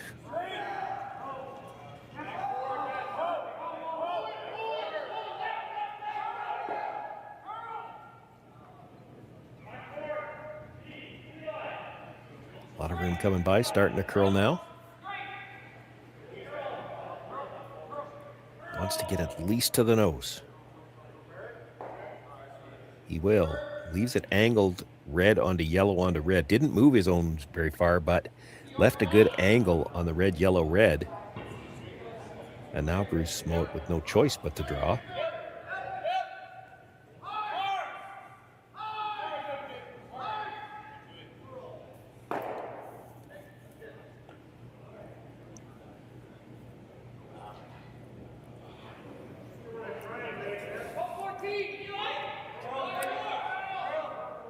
And Hardy looking to come down and freeze to that second shot stone.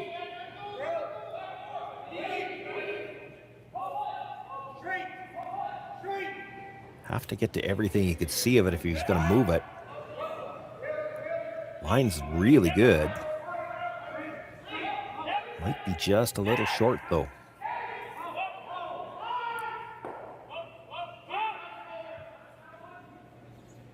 That's what I'm seeing for Mike, is the tap on the one that Colton just threw. The problem is the red stone at the top of the 4-foot might be available to be smashed in somehow or another.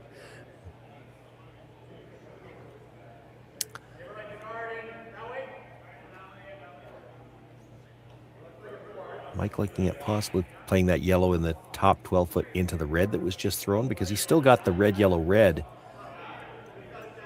if it was open. He's wondering if he could leave himself 2 shots this way. If you put the yellow into that red that was just thrown, stuff it right there. Now you've got the shot around the outside. Just not sure what you'd have left in the middle. I guess you could always pick the shot stone out.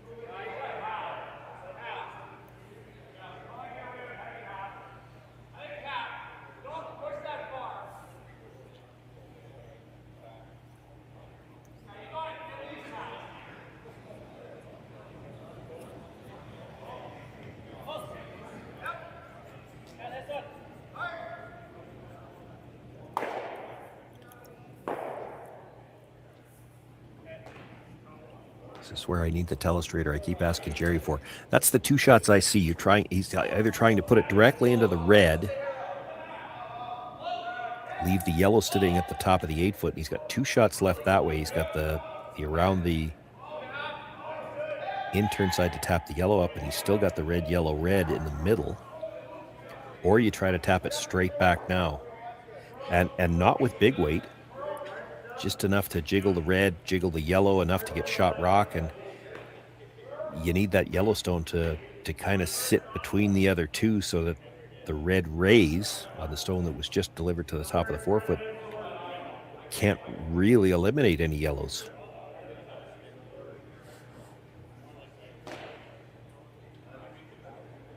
He's coming straight back. It's a little touchy to make sure you've got shot rock here.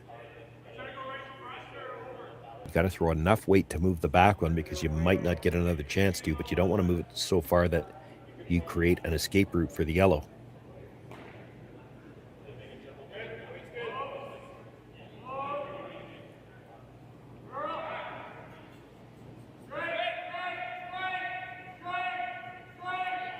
Boy, this is just taking off on them. Are they going to get by the front one? Yes. Now that they hit enough of that stone to still jiggle everything. Yes, again. Well, I don't know that he got shot rock, but he left the angles really good. Like, he's got shots on both sides. I don't know what Bruce Mouat has. Mike still has the yellow in the 12-foot that he could run up and play it again. That yellow at the corner of the button right now is never leaving the house. It's going into the other red stone at the side of the 4-foot.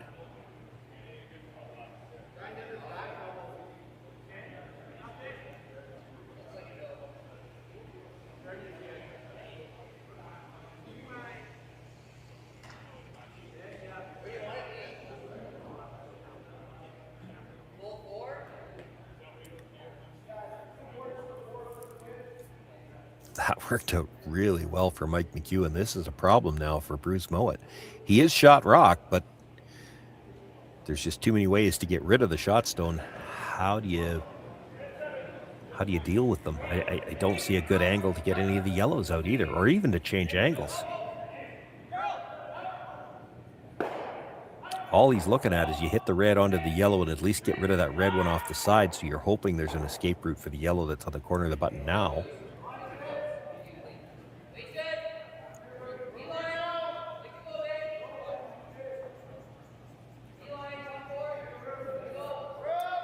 The yellow that you're jamming in there, that's not going anywhere just yet.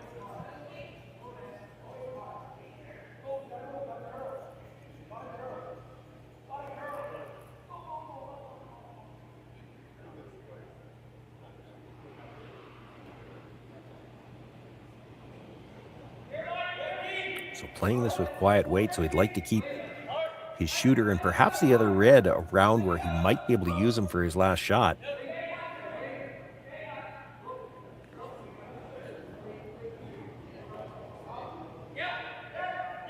Makes the tap on the red. Jiggles things around in the button area. Still looks like it's the red that's shot rock.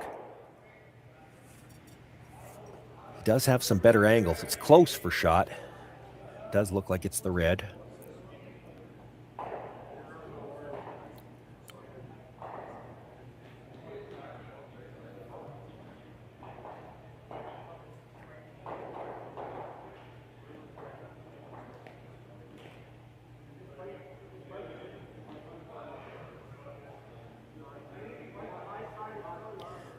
That's what I'm looking at. Can Mike ever get to the one that he just threw with enough to get it almost straight back?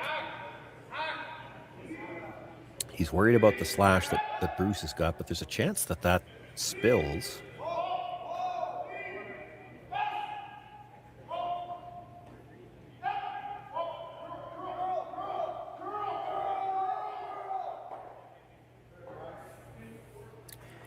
You can only see about 3/4 of that one in the 12-foot, but if you could ever come by, drive that stone onto the yellow that's not quite full 4-foot, it's going to come off the red, move over and kick the other one towards the button, and the ray stone might roll underneath the red slash.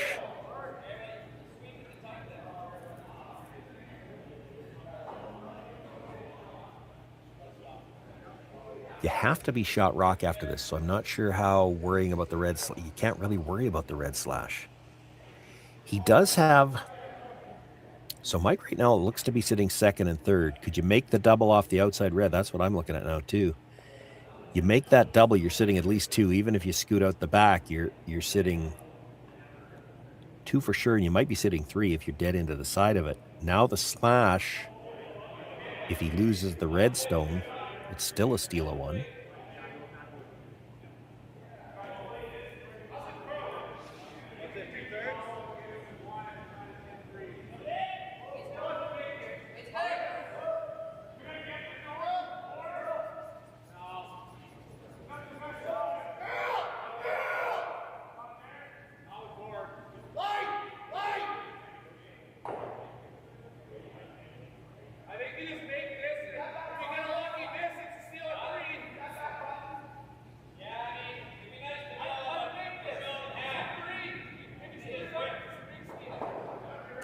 Thinking about this shot, if he's trying the yellow straight back, he's got to throw it with a little bit of weight because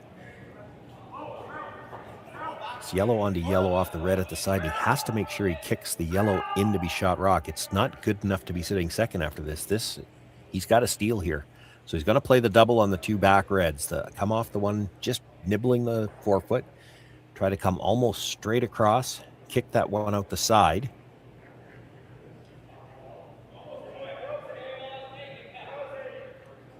Even if he just kicks it in, if he hits the first one fairly thick, it just kicks that red over behind the yellow. At least that takes that slash away.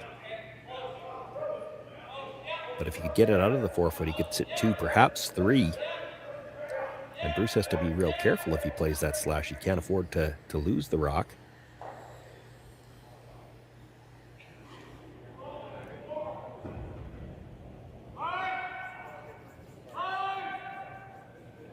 Well, they were on the sweep right away. He's got to be fairly thick on the first one. He's actually going to crash the red. He makes the slash himself, and now Mouat already sitting 2.